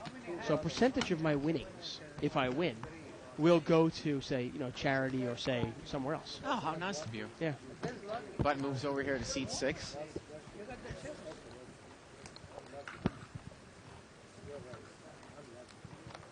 I think a lot of people do that with those free rolls, don't they? I'd imagine Pledges, so. Why not? especially celebrities, right? It's a free roll. Yeah, Hey. yeah, yeah. I mean, hey, first place is like $100,000 Right. plus the seating to the Bellagio tournament. Right, yeah. Hey, I can make a donation of $4 or $5. Button's got pocket queens. He's going to raise it up. Duke is going to call in the small blind, ace-9 of spades. Stanley's in there. Diane's in there. Here we go, four-way action. All hearts here, 7, 8, 10. Hey, well, if it's going to be all hearts, at least Frank's got the queen of hearts in his hand. Gets checked to him, and he's going to bet. Now, Stanley's got a gut shot straight flush draw. Diane has called here with Jack-8, no heart in her hand. Now, I don't think Stanley really wants any old 9. Yeah, he's not going Because to. then anybody with a jack would have a straight. But hey, if the 9 of hearts comes out, Turns is 7. Queens are still good. Diane's going to call. and Diane needs a 9 here. And the river is an offsuit 9. Unbelievable. Yeah, she was drawing real slim when she got there. And she's all in. She checked, and Frank bet, and she called, and she's going to take it down there with the straight. Wow. Offsuit 9 there, Dave. Yeah, that's just bad luck. I mean, she was really drawing slim there. A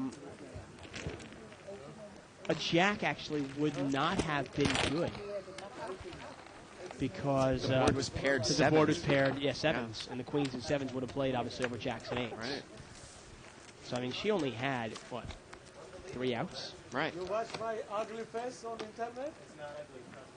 Once again, our new schedule will be 7 p.m. to 10 p.m. Pacific time. But hey, if that doesn't work for you, we still do a live loop, so you can check it out again at Right. I want to say that the loop will probably start about 11 p.m. Pacific time, and it'll go all the way throughout until the next day, probably around 4 o'clock the next day. 5 p.m. now. 5 p.m. the next day. Yeah. There you go. So whatever's convenient for you, watch it then. Obviously, we try to keep the show interactive during its live portion. Seat 4 here, that's Eugene. He's going to raise it up with pocket kings.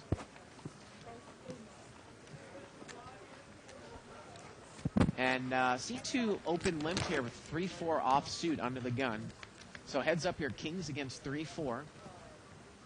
And Avitas has hit a pair, and he's shown that he will call down with the pair here. So he makes the check call here. Yeah, and he's in bad shape, though, because, I mean, a 4 is no good. Right. He needs another 3 here to win this pot. Turns a 5.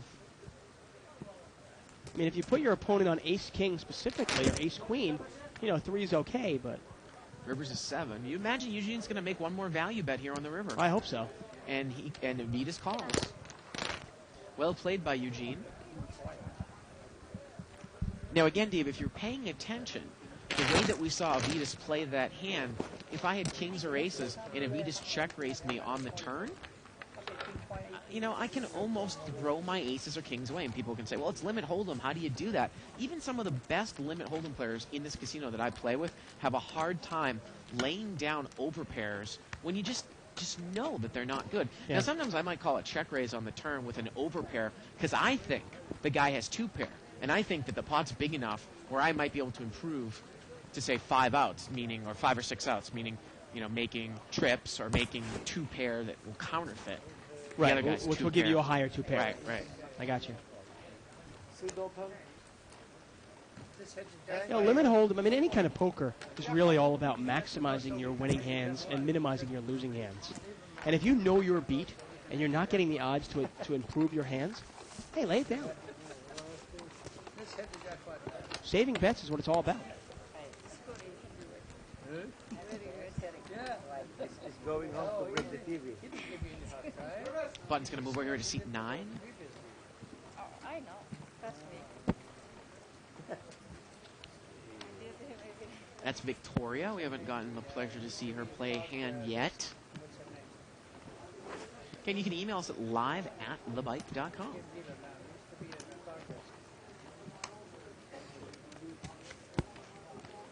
Couple limpers here. Seat number 6 has ace jack of diamonds. He limped in late position. But the button's going to raise here, Victoria, with ace 7 of spades. And we're going to see a limp 3-bet by Fort with pocket 6s, and he drives ace jack of diamonds out of the hand. So Fort has limp 3-bet with pocket 6s.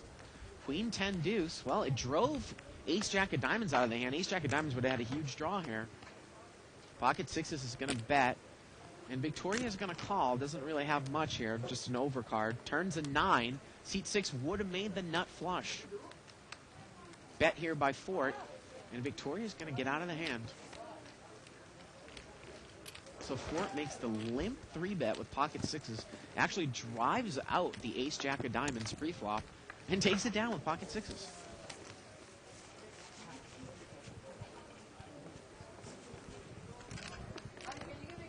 Button moves over here to seat 1. Big blind in seat 3. We're here live at the bike playing 6-12 limit hold'em. The green chips are $2 chips. It's a 3-6 chip structured game. Stack of chips is usually $40, 20 chips to a stack. 100 chips to a rack. That's 200, so a rack of greens is $200. Victoria's got a nice hand over there in seat 9. She's got ace queen. But look at this, seat 7 is limped in with pocket aces. But he does not get the re-raise. And we've got 5-way action limped around. Pocket aces for seat 7. And he flops a full house. Samir's got trip 4s. And Victoria's got ace queen. The case ace comes out. And it gets checked to Victoria. She bets. Samir makes a smooth call. He thinks he's going to go for a check raise on the turn. And Duke just calls with aces.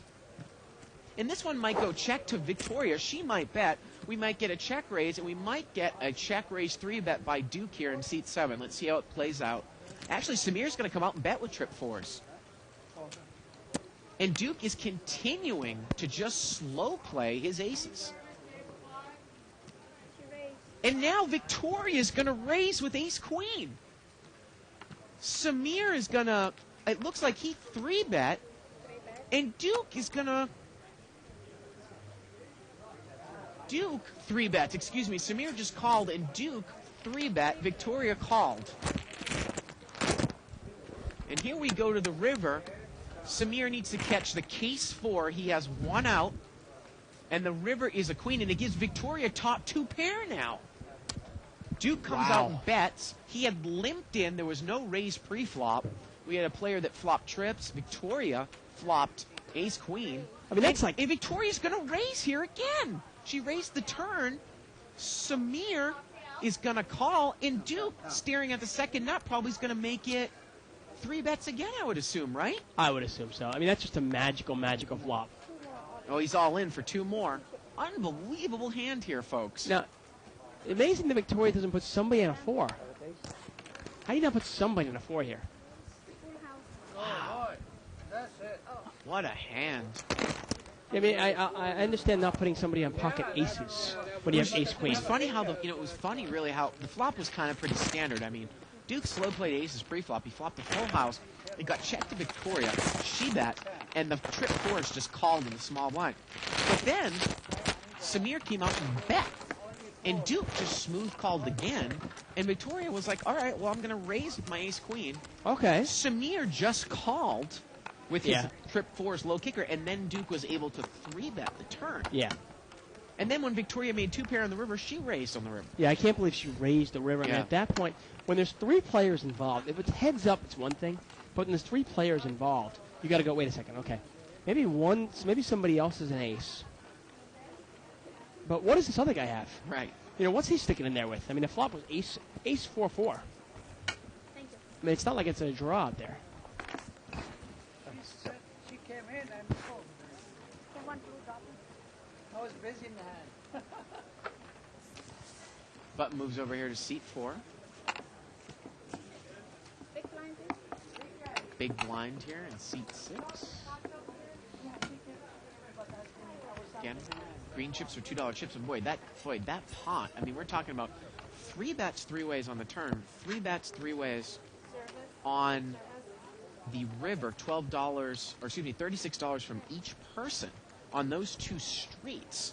So that in itself is about 200 on the turn in the river, and then plus, maybe Well, 250 to $300. We'll see in a pot. second because Yeah. Duke was all in. So whatever he's got in front of him is the pot.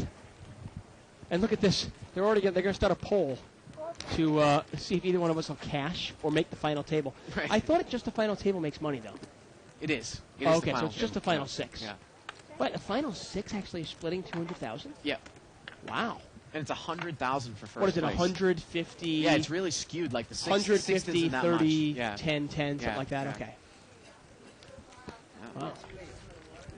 That's a tournament where gambling early on to get chips is really, might be the way to go. Well, the funny thing though is it's a 2-day tournament. I don't think it's like No, really. it's actually a 3-day tournament. Yeah, I don't know what the structure is, and I'm looking forward to seeing what it is. But if the structure's set up like a regular long tournament, I mean, it's not like a tournament with 20-minute rounds. I No, don't this think. is going to be a full tournament. When Yeah. you get hour-long rounds, Yeah. you get chips. I remember watching my mother-in-law play it. Yeah. It is that, but in the sense of getting in the money, even in a free roll. Right. there's- In this case, you've actually got to really come in, say, 4th place to make any real money. Right. Given that, you do have to gamble a little bit. 4-way action here. I mean, I don't want to just last in that tournament. King, Queen, 9. Well, Victoria's got the best hand here. Hard for her to know it, though, obviously. She's got ace-9. Got checked over, and Samir's just going to bluff at it with 3-5 of hearts. And once again, it's hard to know where people are at a table like this. Yeah. Okay, are these people Diane- calling with spades? Yeah, Diane calls with bottom pair, and Victoria overcalls with bottom pair. It turns an ace, and now Victoria's got 2 pair. Yeah. And she checks it, and Samir bets again. Let's see if Victoria check raises. Well, she's just going to call. Wow, she played the ace-queen so aggressive. Yeah. Ace-9 here, she plays it a little softer. River's a queen, so now she's got aces and River's a king. She's got aces and kings. And Samir bluffs at it the whole way. And she's going to call him down. And she's going to take it down. And he says, very good call. Well, it's interesting how, if you overplay one hand kind of affected her, and she kind of played this hand a little conservatively. Yeah. Yeah. And you wonder, obviously it's easy for us to sit here and go, what is Samir doing? But, if she has spades instead of, obviously 2 pair and then Right. there 3 pair on the river, Right. maybe obviously she lays it down. Sometimes it's harder. Sometimes I like to, if I'm going to bluff at a pot with almost nothing in a limit hold'em game, I like to bluff at it when there's not really much of a draw out there. So if somebody does call me, I know they've got a piece of it.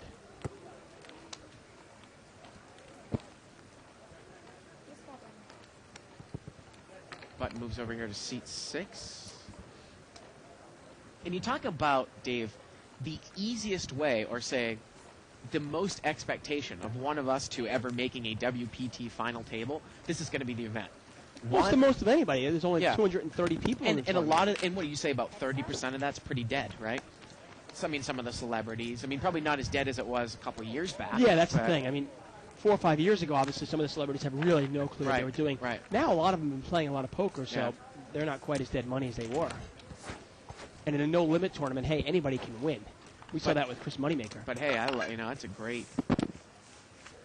I'm really looking forward to it. No, it'll be a lot of fun. Obviously, I played in the Legends event this year, and competed against against 1,000 people. Now, the problem is that you and I really have been concentrating on, say, no-limit cash games. But I have to say, even though maybe our tournament game might be a little bit rusty because of the amount of cash games we play, I think it's a lot easier for us, who have a lot of experience playing no-limit cash games, to go and play a tournament well, than, say, vice versa, when we see that a lot of times tournament players have a lot of difficulty adjusting to cash games. Yeah, I don't think it'll be a problem at all. I'm actually really looking forward to it, especially considering the amount of no-limit hold'em that I've played the last 2 months. Right. I'm really looking forward to the challenge. Queen 7 deuce here. We're heads up. Victoria has top pair. She's going to bet. Pretty straightforward here. Samir's going to lay it down, and Victoria takes the pot. You know, had I only had the last, I mean, I'd say over the last 3 months, I've probably been playing 50 to 75% of no-limit hold'em and less limit hold'em. And obviously, if it was vice versa, it would be a harder transition. Right.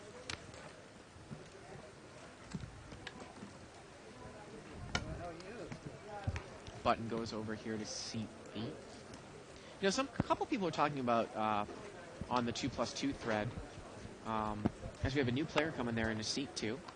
That's Eric. Yeah, we know Eric. Eric's been on the show a couple of times now. Yeah, he's a big fan of the show, actually. Yeah, he's played the 8-16 game.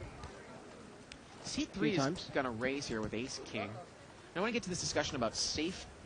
If you flop sets in a small limit game with multi-way action, waiting until a safe turn card comes to make a raise after this hand. All diamonds here, Jack 8-9. Now Victoria's got King Jack. Stanley's got the nut flush draw with a pair. And I believe that he bet. Yeah, if Stanley can somehow get Victoria off the hand, he's in great shape. Turns a 5. Samir has got the second nut flush draw, and that's why he's in there. Yeah, and he's in really bad shape. He needs a king. And look at Victoria. She releases top pair there at the King Jack of clubs. Rivers the deuce, and she actually would have won. You wonder if she's a little gun-shy after that ace-queen hand. Yeah, that's what I was thinking. And ace-9's going to win this. Stanley takes it down. And Samir was in the worst shape there. He actually needed, like I said, he needed a king that was not a diamond. And obviously the king of diamonds was in his hand. One of the things I remember from reading Ed Miller's Small Stakes Hold'em book is sometimes when, say you had brought it in with an overpair like kings or aces. Okay. And you had maybe 6 or 7 way action. And the flop came out, say, deuce 3-7 with 2 diamonds. You don't have a diamond in your hand. Say the big blind comes out and bets at you, and you're under the gun. He suggests calling on the flop so that probably the big blind's going to lead out to you again on the turn, and you can make it a big bet and drive out the draws, whereas if you raise the flop, you make it an extra small bet, and naturally the big blind might check to you on the turn, and you can only bet 1 big bet. Okay. So now, would my only question, would Mike Caro argue that, why do you want to drive out the draws? Don't you want them in there? You've got a superior hand if you have a set. I don't know. I'm just wondering. Yeah. Well, this was actually just with an overpair, not a set. Okay. Oh, not a set. Yeah. Just an overpair. King, Jack 7 here. You queen bet. Eugene bets there, and Duke is going to muck. It's an interesting way to play. You mean, I see, like, let's say I have pocket jacks. The flop comes out deuce 3-7. The big blind comes out and bets. There's 2 people behind me. I think that's a little bit different because there's a lot of overcards that you might want to drive out with your jacks. But if you had aces, whereas people were on pure draws. I see what you mean. What Okay. I mean? So I'm not even worried about. There's not one specific card I'm worried about. Right. I see. The flop comes out deuce and I 3-7. guess the discussion going on now too is if you had a set or something like that, do you want to wait and see a free card if everyone's going to call a small bet anyways to make it a big bet to pay for draws, even with something as strong as a set? See, the only problem with that, I'll just throw this at you, is if everybody's going to call a small bet anyway, and you have the best odds of winning that pot, don't you want them putting money in there? I mean, I guess there's an argument either way. Yes, you might get drawn out, and you might not even be a favorite against the entire field, but certainly your hand is the individual favorite. And we had a raise here by Duke, a free bet by Eric, and Samir called with pocket 8s. And look at this, Eric's flop top set, and Samir's flop to set as well. Yeah, we got set over set here. Now, if this was no limit, all the money would be going in. And a bet and a call, and Duke calls over there with a gut shot. Now, I bet you Samir's slow playing, waiting to the turn to raise here.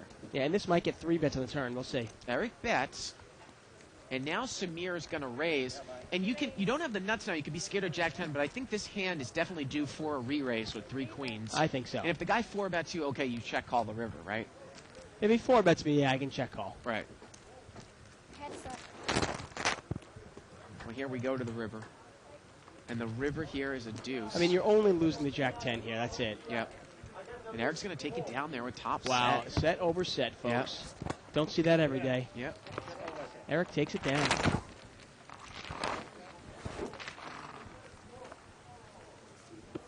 Now, it's funny. You know, in some of the really, really high-limit, aggressive games, like a 40-80 or a 1-2, you know, sometimes, I mean, with top set there, I'm probably going to bet the river, and I'm never going to fold to a river raise. Now, someone is advanced enough to say, raise me on the turn, you 3-bet me. If I had Jack 10, I could just call and then raise a non-paired river. Right. Get an extra bet out of you, but still, you're not going to fold 3 queens to that. There's just No, way. I'm not. Yeah. In limit hold'em, you know what? Yeah.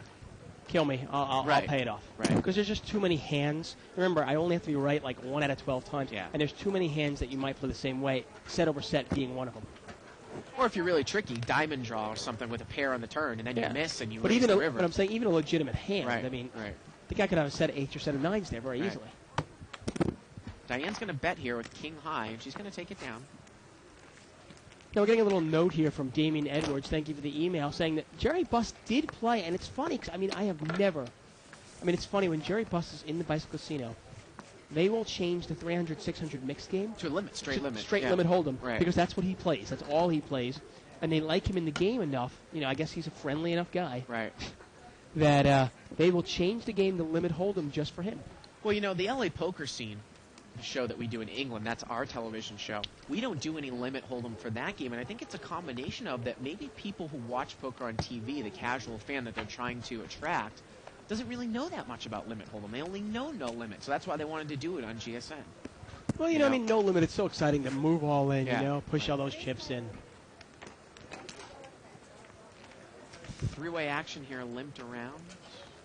Ace, queen, jack. We're Wow. going ace 3 here. Victoria's flopped the nuts, Yep, she's got king 10 over there in seat 9. and it's a rainbow board. I mean, that's the kind of board you love.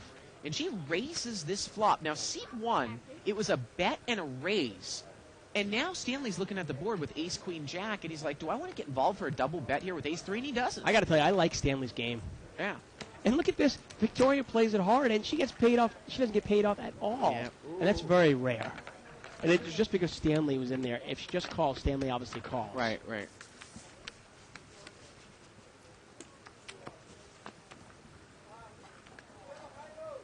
I mean, I got to tell you, I actually think No Limit Hold'em works better for TV as well. And one of the reasons for that is because No Limit Hold'em, there's a little more time. People seem to take more time when they're making decisions.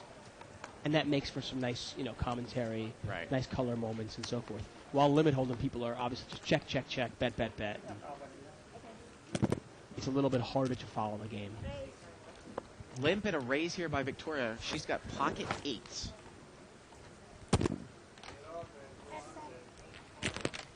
Heads up here. Queen 10 against the 8s. Yep. Victoria's the pre-flop raiser. Jack 8, 9, and look at this. Queen 10 flops a straight, and Victoria's got a set. Oh, wow. Yeah, Frank is not in the hand, folks, but Diane in seat 8. It's got queen 10, and she she's- check raises. Yeah. She check raises with the nut straight, Now, heads up, I like this play. and Victoria 3-bets. But you know what? Diane's pretty much all in, so this is going to go all in here. Queen 10 against pocket 8s. The board is Jack 8, 9 with 2 clubs. And they've got, and I don't think Diane's got what, about like 6 or 7 chips left. Yeah, maybe one more bet here. She 4-bet the flop. Turns a club. She's going to bet. Yeah, and neither player has a club in their hand. Victoria needs the board to pair. She needs an 8, a jack, a 9, or a 3. She's got 10 outs to win this hand. And there's one of them. Jack comes on the river, and the full house is going to take it down. Yeah. Now, if we leave that board up for a second, the way that I would play that hand, Yeah. I don't know if you agree with me here, is if I was pocket 8s, the guy checked me, I bet, someone check raised me. I would probably call there, even hands up, and raise a non-clubbed turn or a turn that does not come with a queen or a 7 in it. What do you think about that? It's not a bad play. I mean, that's definitely another way to look at it. In that case, obviously, I think Victoria was looking at Diane's stack. Right. And Diane In had so, that, so yeah. little money, so Yeah. let's just get it in there. Yeah. But yeah, that's another way to play it. Because oftentimes, you can get a read on your opponent too, because another club comes out, and they hesitate for a second. Right. You go, wait a second, they're scared of the club also. Right. What might they have? Right. And obviously, the club comes out. The only problem is if a club comes out, you're just calling and hoping the board Yeah. pairs. Yeah. Now, if the board doesn't pair, and the club comes out, and let's say a fourth club comes down the river, Ooh, Are you even calling? That's tough. Samir's going to bet here. He's got a set. Wow, set Another again. set? King Jack 4. on the Wow. flop. Yeah. and nobody's got anything, and Samir's going to take it down. Man, I tell you, people just flopping the nuts here at 6-12 Hold'em. Well, if it's just the third club, yeah, I call all the way because, like you said, Right, it's right. limit hold'em. There's But the just too fourth many. club? Yeah, it's tough sometimes. You know? Yeah. And some people go, oh, it's only one bet. You know, hey, one bet's one bet.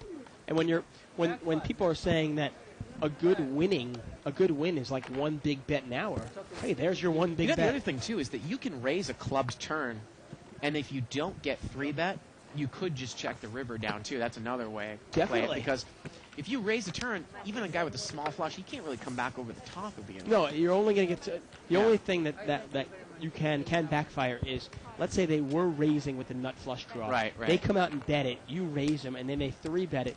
Well, you now cost yourself the absolute maximum to see if you can fill up. You know, what should have cost you, say 3 big bets, ends up costing you 5.5. Right. So tomorrow is wanna change I from believe it's 16 to an 8? $500 That's fine with you. no limit, 510. I think it's Barry Wood's home game One more shift here. coming to Live at the Bike. And Dave, I think I mean, is Barry Woods one of the? You'd almost think that he's I know. he's part owner of Live at the Bike. Dave, we just switched the button moves over here. See, now there's discussion about if we might switch this game to an 8-16 game. Right in now? the middle of the game. Yeah. Wow. Okay. Exactly. That's crazy stuff going on. Well, Why don't we make it like 8-16 with a half kill or a full kill? we don't do kill games here at the Bike in terms of hold'em. At least as long as have you ever seen one? I have never, and I don't know why. I haven't actually seen a kill game of any Omaha. form. Omaha Have- is the only one. In Omaha is the only one we have a kill. At the 6-12 level, there's a that's kill. right, that's right, And yeah. when we play at 20-40, there's sometimes played with a half kill. Yeah. But for some reason, no other game is played with a kill, and I think sometimes it really creates a lot of action. I'd love this 8-16 game you played with a full kill. Oh, a full kill. Wow, that's crazy. Why not a full kill? If the same person wins 2 big pots in a row? Well, Victoria raised there with pocket deuces. She's going to take down the blinds. Maybe I can get Rose in that game tomorrow, huh, Dave? You like Rose, huh? Yeah. And just anybody Barry wondering Woods who knows Rose it. is, Yeah. we were playing No Limit. Rose is an Asian girl, very course. very attractive, who plays in the No Limit Hold'em cash games here at the Bicycle Casino. She's never played on Live at the Bike, though. No, I've been playing with her regularly over the last month, and over the last week actually, you've been trying to play a little more No Limit Hold'em. I noticed, and saw you in the game with on her. her tables. Yeah. Preferably sitting in like seat 1 when she's like in seat 3. Is that something you recommend that you want to play with somebody? I mean, you've got a lot of cash you're playing, and you're paying attention to her instead of the players. You said you lost a couple $100. You think there's any coincidence here? Well, Where's your focus at? Ford's hand just gets copied, counterfeited on the turn. Pocket 5's turn is a 6. He plays Well, right now pair he with has, a 5 high. yeah, exactly. He's got 8s and 6s with a 5, Right. and Frank obviously doesn't hurt Frank's hand at all. Once again, we are live at the Bike, folks. It's limit night, 6-12 limit, and I'm David Tuckman here with Bart Hansen. You can follow us on Yeah, it's going back up.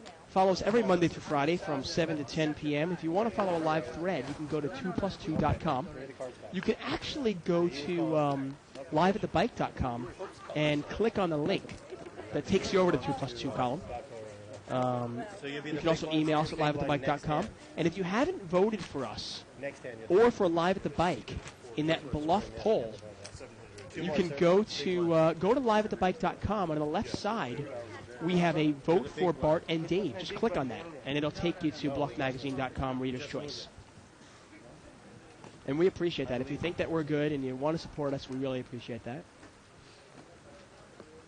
And again, for people that just joined in, how about some comments about people that watched the high stakes poker on GSN tonight in comparison to our show, some of the similarities, differences, and maybe what you liked better. We already got some early on, but if people just joined us later on, yeah, I know have we'll seen that show. We'll watch it tonight after we Yeah. get home, and we'll come back and give our 2 cents about it tomorrow.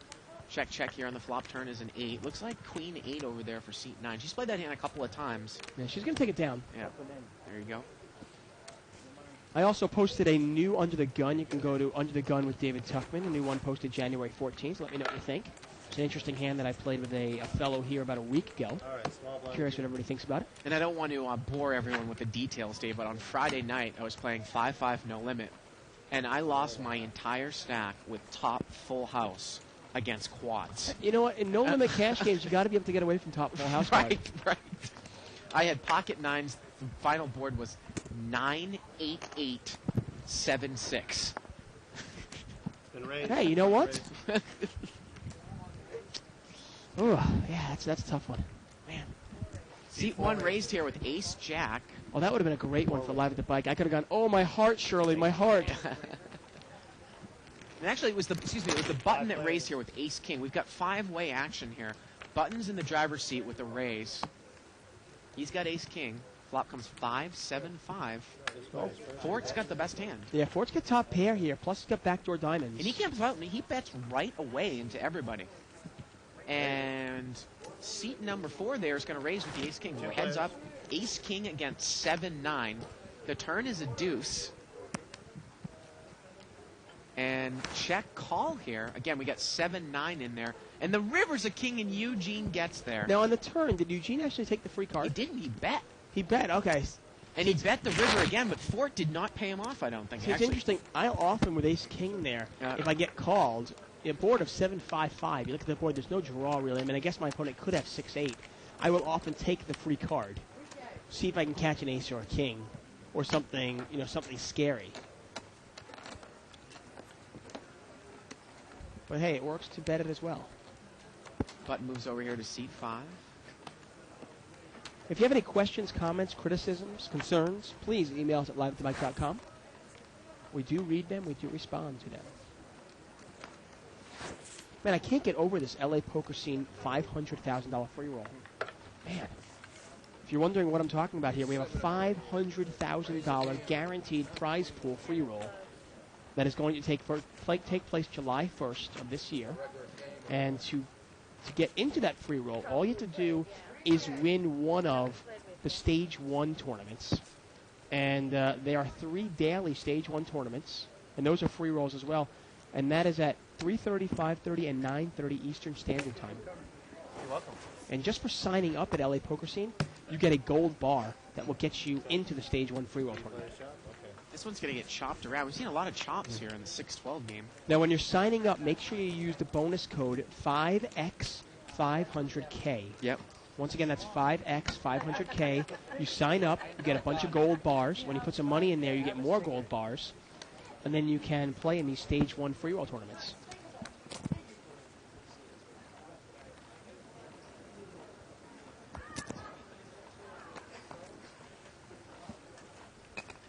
When I checked out the LA Poker Scene software, it seems to be pretty good. Once in a while, these new sites, I check out the new sites. And some people are like, well, the games aren't great, or this isn't great. And sometimes the software really is bad, and that annoys me more than anything. Right. And this software seems to be pretty good. Queen 7-5 here. Ford is going to bet here with King 5. And he looks like he's going to take it down. Yeah, now Stanley has got to be one of the tightest players. Stanley there, seat 1, I think he's got the makeup to really be a successful limit hold'em player. We're about 2 hours and 40 minutes into our, no, I'm sorry, we're 1 hour and 40 minutes into our show.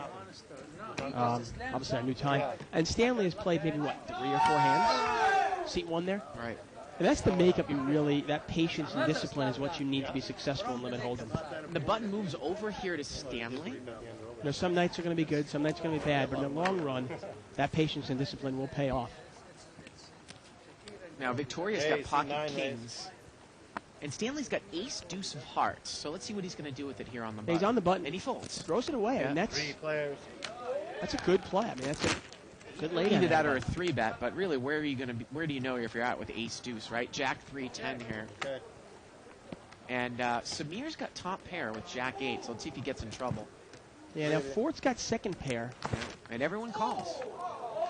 Turn is a 9, and look at that. Fort's made 2 pair. And Samir's open-ended. Samir bets. Fort's going to raise. Oh, he just calls. And Victoria calls. Victoria's got a gut shot to the queen. Wow, a lot of cards for Fort to dodge. And the river's a 5, and Fort does it. Yeah. And Samir comes out and bets again. And Fort calls, and Victoria overcalls. And 9-10 is going to take it down. 2 pairs, 10's up. Kings. Oh, king is good. 2 pairs, 10s and 9s. Yeah. I have a straight too. And I that's what rarely C3's like- I had the straight draw, too. I rarely like to overcall, but I guess with kings in that case, it's not a bad overcall. I'm surprised that C5 never popped it up there. Yeah, no, yeah, if seat 5 pops it up, it's a lot easier to throw away those kings there. Yeah, I think it definitely is. But with nobody raising it, nobody really showing any aggressiveness, you got to think maybe both players have a jack, and maybe somebody's got ace jack, maybe the other player has queen jack. Right.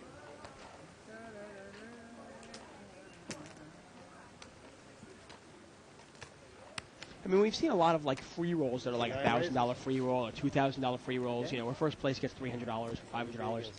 Hey, I'm all for free money. But when you're talking about first place being $200,000, Seat 9 raised here, and seat 5 called. King deuce of spades against ace 10 of diamonds. We'll check. And Victoria does not bet here with this board. Turn is an 8, and it goes check, check again. neither player has a club. And the river is a 9. And ace high here is good. Actually, Victoria has made, she's got ace 9. Yeah, you can ask him. And she actually bet the end of that. She Really? bet the end. Well, maybe she thought she needed to. You think you get your opponent off, say, king deuce of clubs? Yeah. I mean, not the king of clubs, the deuce of clubs. Once every half an hour. And supposedly there's been an objection. A couple of players do not want to switch to 8-16, so they're going to keep this game at 6-12. No. Doesn't really make much of a difference for us. No. I knew it was him. I knew it was gonna Cut there. That's okay.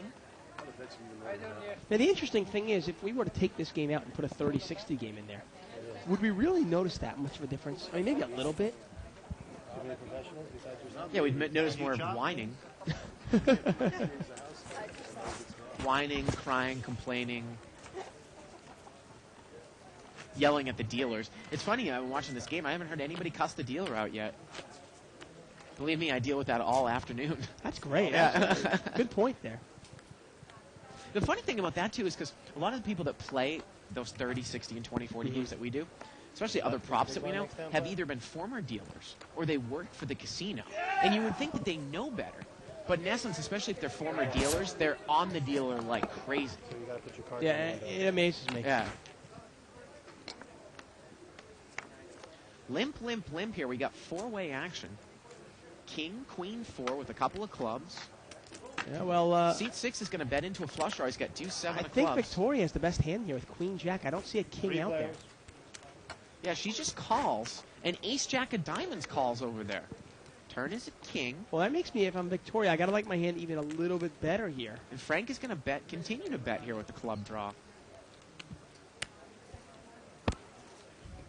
And now Samir releases the hand. Deuce 7 of clubs against queen jack, and the river is a jack, but Victoria Nothing. is just going to play Now, kings and queens. and this is the question Kings to you. and queens. Now, do you think your opponent? No, queen. I'm not saying she has to bet. Obviously, if she bets there, she's not going to get called anyway. But she was in position on Frank there, right? And when the turn brings a king and he bets into you, okay, just call. And the river brings a blank, and he checks to you. Aren't you pretty sure there your queen jack is good? Can't you bet it? Well, probably the only thing that's going to beat you there is going to be ace queen. That you're really the way that the hand played out, right? Like if you check you call think for ace maybe queen. he's checking calling with an ace queen? But that's probably pretty rare. Right. Yeah. I mean, you don't think he's checking a king into you, trip kings No. into you. No, right. We actually have seen Frank play ace-queen like that before. He didn't raise pre-flop with it, but Right. just saying that's one hand. Obviously, her third pair of jacks doesn't Yeah. make a difference. Three-way action. Seat 1 there, Sylvester raised in late position with pocket threes. Jack 8-4. Now seat 2 called, and he's got king jack. And Sylvester just check folds here. He's not even going to bet the flop. Turn is an 8. Eric bet the flop. Excuse me, that's Stanley in seat 1. And Eric bets here again, and he takes it down. Yeah, it's funny. Sometimes, obviously, our show is live, and obviously, we're going on a fly here. It's funny. Sometimes you'll say the name, and I'm looking around and going, where's Sylvester? Right. Where did he come? What seat's he in? I just knew there was an S and a T in the Yeah, name. I'm looking around for a new player. I Yeah. wonder where this guy going. I got to tell you, dealer abuse makes me sick sometimes. Though. Sometimes you see the players, obviously they play bad. They've got to blame somebody else. They can't Right. blame them. You know, they can't blame themselves. So they blame the dealer for them losing a hand. But sometimes it gets to the point where I don't mind if they make a little fun, but sometimes they go so over the top and it's so disgusting that somebody would treat another human being that way. It just, I don't know. I find it repulsive sometimes.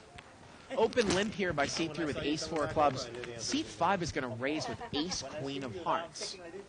9-5 deuce, so ace-4 clubs has got the nut flush draw. Yeah. He checks, and seat 5 checks right behind him with the ace-queen of hearts. Turns a 4, goes check, check again, and the river's a 6. And Samir had a pair and the nut flush draw on the turn. And now it just gets checked down. Well, Samir's going to win this one. Ace queen. He threw the card. Only one. No, I got He doesn't even realize he had Yeah, it. he didn't even realize he had the pair. You want me to? And obviously, slow rolling, but didn't even know he was doing it. Right. Funny, if he hadn't shown the card, he would have gone, I should have won. He threw it away. But he does take that down. Now, on the other hand, I will say there are oftentimes dealers now, to defend themselves from the onslaught of player abuse, they take it so personal and get so defensive now so quickly that you want to just tell the dealers, relax. Well, the other weird thing about it, too, is and it really hit home to me when I went home and was playing in my buddy's card game in Boston. This kid had started dealing about 3 months ago, and he did better than a lot of the dealers that I see that have been working here for 15 years. I think some dealers just get into like an auto routine, and they just don't pay attention, and they don't care. Right. And that's what gets people upset Well, sometimes, you do it 8 hours a day, 40 hours a week, Right, and right. it goes on and on. Once in a while, I'll get upset if I'm playing in a no-limit game, and the dealers, not if they make a mistake, but more if they're not paying attention. Right. Four-way action here. We had a raise over there. I believe it was by Duke with Queen Jack. 5 bets. But Ford is going to come out and lead here with King Rag. He's got top pair. Yeah, and he's got the best hand. I mean, I'm sure Duke will take one off. Duke calls, and Samir calls with 9s. Turn is a 6, and Ford's going to bet again. Now Duke releases second pair, and Samir is going to release third pair to the board there. Hey, I got to tell you, the way Stanley's playing right now, if Stanley ever shows strength, would you call? He's played it pretty solidly. Yeah, pretty tight there, pretty ABC.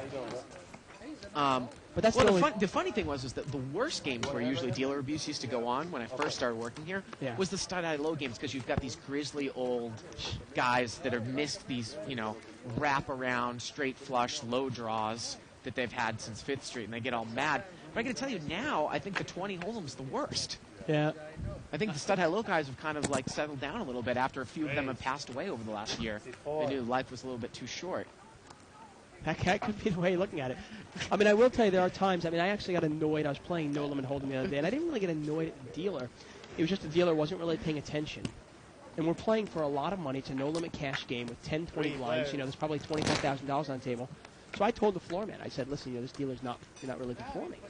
Seat 4 brought this one in with pocket jacks. Diane called with king queen, and Eric called in the blind with 4-7. And that's actually Arthur over there. We haven't changed the name yet. So. It doesn't look like Diane at No, all. it does not look like Diane. Eugene bets here, and he's going to take it down, I'm sure, there with the jacks. Go on with your story.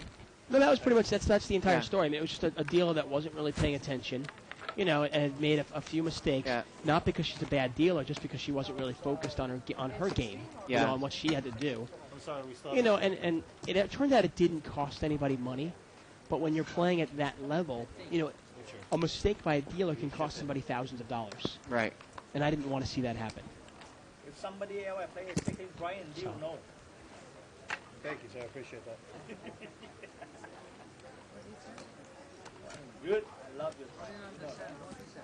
I guess it has something to do with me. I'm sorry about that. I know. Seat 8 raise. Seat 7, the one guy who objected to the game, he said Yeah. he wasn't going to play 8-16 because he didn't like the dealer. So there Really? you go. Okay, well, there you go. 3 players. We had a raise here over there in seat 8. He's got 8-9 offsuit. We've got three-way action here. Deuce 6-9. Well, 8-9's got top pair. But seat 3 there, Samir also has... Oh, excuse me, no, he does not have top pair. He's got 10-4 offsuit. Seat 8 follows up with a bet. Actually, seat 4 bet with pocket 3. Seat 8 raised with 8-9 offsuit. And there you go. The board was deuce 6-9. Yeah. All offsuit. Arthur had top pair. Interesting email here from Eric Pinchenko talking about the GSN high stakes poker that was Yeah. on tonight. He said he saw most of the show tonight, but he was not impressed by the first episode. He said most of the hands they showed were not too interesting, and he thought the player biographies took too much away from the game. He thought Gabe was a good analyst, but he didn't think the analysis was too deep compared to our analysis. And he said if he had to pick a show to watch for 1 hour a night, he would pick Live at the Bike without question. And he says, because of watching Live at the Bike, my no-limit game has improved greatly. Thanks for all your hard work. Well, thanks a lot, Eric. We really appreciate the email. Thank you for the tip last week. The tip last Limp here with ace-4 offsuit in seat 8. Got a king-jack over there in the big blind. Small blind I got him a special place at home. is not going to complete. It's a one-chip small blind, Dave. That's right. That's a problem. That's Well, I why have I'm that at losing. home on my mantle. And now seat 4 here, Eugene is going to raise out of position, heads up. Before the 40 minutes is up. Well, Eugene taking control of this hand. If both players miss, he might take it down. Well, he's hit top pair. Yeah. He's Well, gonna he took bet. control of it and hit top pair. That always helps, huh? Yep. But Arthur's going to take one off. He's going to call with ace-4. I mean, what kind of... I mean, that's not really the flop you're hitting for ace-4, is it? Turns a queen. Eugene's got a straight draw now. He's going to bet again. I mean, how do you even know if your ace, if an ace hits, how do you know if it's good? Right? I mean, what if your opponent had raised with ace-king? Another email here from Jeff Rodriguez talking about the GSN high-stakes poker broadcast. He says, as far as television entertainment is concerned, high-stakes poker on GSN was really able to create a revived sense of drama when it comes to televised poker, due to the high stakes of cash game format. And I can understand that. I mean, Daniel Negreanu Raising throwing $1 out... million. Well, in Daniel cash. Negreanu Yeah. throwing wads of cash on the Right, table, right. obviously, will really create excitement. But he said, however, as far as learning to play cash game poker, the broadcast really doesn't fulfill that purpose. And I happen to agree. I mean, I haven't seen it yet, but when you're only seeing a select number of hands, it is harder to learn how to play poker. But yeah, Well, and maybe in their defense, though, the WPT I don't think is good for learning how to play poker either. Of course like not. you said. I mean, Those shows are But I for- don't know if they're trying to do that. Though. No, I think no. it's more of an entertainment value. Yeah, I mean, you obviously have to understand those shows are for entertainment. Right. Well, I think our show, as much as we try to entertain, I think our show might be 50% entertainment or even 40% entertainment with you and me doing the commentary, and more so, for educational purposes. Like this every time. Button's going to move over there to seat 4. Isaac actually correctly points out that our show is 28.5% entertainment Right. and 71.5% educational.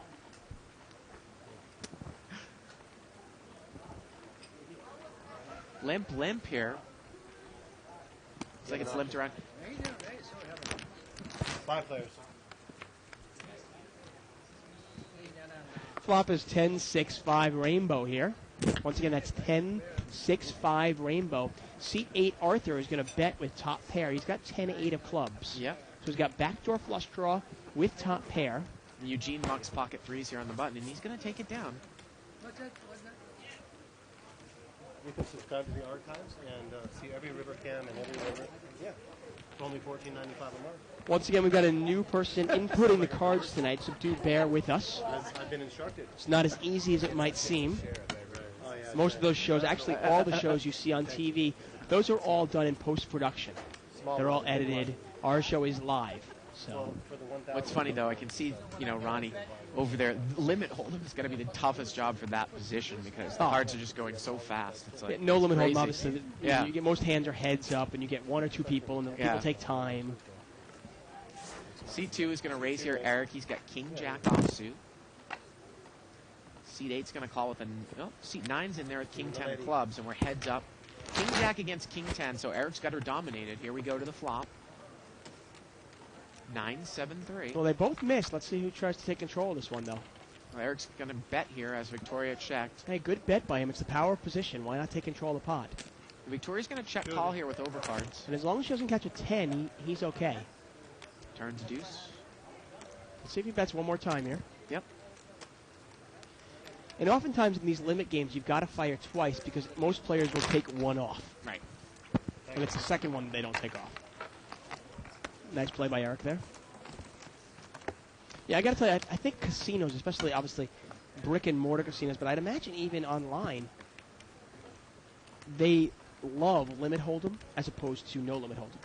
So I would imagine that limit hold'em, we probably see somewhere in the neighborhood of 10% more hands, I understand. Are you going to call? you know, every hour. And obviously that's every day. I guess the Barry Woods home game is next week. Really? Yeah. What's this? Oh, okay. The world's smallest violin. Oh, right, he did say the 24th. He did mention that, January 24th. It's going to get chopped around here. I think actually Shirley might make an appearance in the Barry Woods home game. Oh, great. Our own Shirley Rosario. Well, I guess it's not our own anymore. I feel Oh. you all to get hands so we can make a pot. I might start crying. Be excited about something. Well, I'm actually going to get to play in an Omaha tournament next Sunday. I said if the Patriots weren't going to make it to the AFC Championship game, I'll be playing there. Oh, really? Next Sunday. At the LA Poker Classics? Okay. What is the buy-in? 500. 500? Good luck. Raise here by seat 4.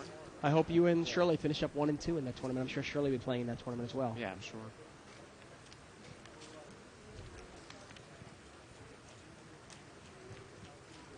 Stanley's not going to call this, I don't think. And Eric's not going to call. No. Seat 4's been pretty tight, aggressive, too, all night, Eugene. Yeah, well, getting rid of Avitas and putting in Eric in there has really changed the table Yeah. up. I mean, you've got Stanley in seat 1 was pretty tight. You've got Eric in there as a solid player. Eugene, who doesn't really get out of line too much. 16. And Tuesday they have a 10,000 no limit. And sometimes it's a 500 no limit or a 1,000 no limit. But Monday through Friday from 7 o'clock to 10 p.m. The button moves over here to seat 1. I have no idea. I was very surprised when it was 6:12. Once again, we are live at the bike, folks. I'm David Tuckman here with Bart Hansen. We're playing limit hold'em. Sorry, the limits are 6 and 12. And you heard Brian say it. You can catch us every Monday through Friday from 7 to 10 p.m. 3 players. 3-way action here. King, Queen, 5. King 10 over there for Eric. He's going to come out and bet with top pair. And seat number 3, there's Samir. He's got King Deuce. He calls. And seat number 8 with 9-7 offsuit. He's got nothing. He raises. King, Queen, 5 on the flop. Bet, call, raise. Turns a jack. Well, no, now 9-7 has picked up a draw. He has a 10 for a straight. And he's going to bet it. Jack on the turn. And if a 10 hits this turn, 10 hits this river. The No. river's a jack. But look at this, though. It's going to get chopped up now, Dave. Yeah. And Eric bets. He bets here on the river, and this is going to win him the pot. Well, Arthur is actually saved. Arthur probably got him, I want to say, Samir out of the hand. Right. Figured, well, how can King Deuce be good? Right.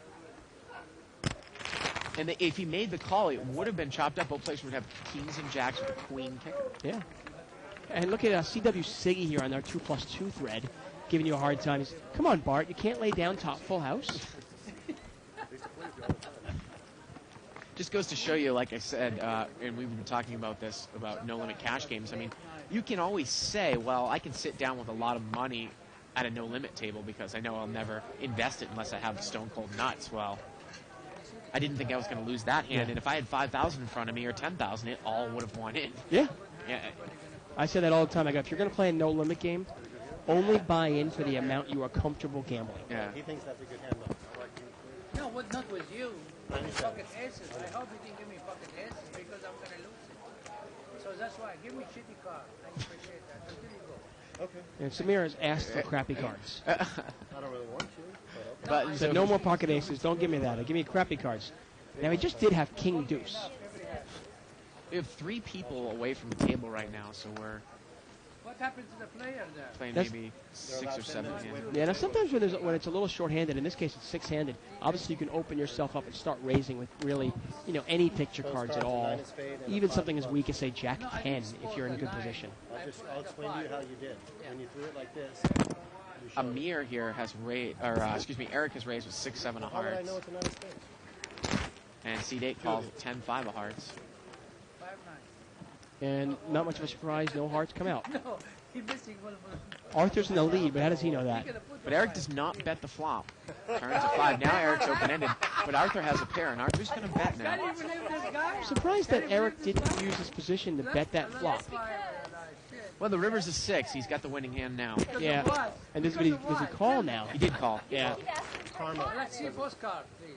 5. Yeah, the only thing that he can beat is a 5. If the guy had bet in with, obviously, with a 9, if he had a 4, if he bet the turn with a flush draw, it got there on the river. Yeah.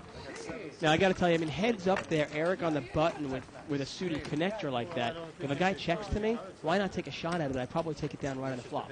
Layback. Big one. I know Eric does watch the archives, does watch these shows. Button moves over there to seat 4.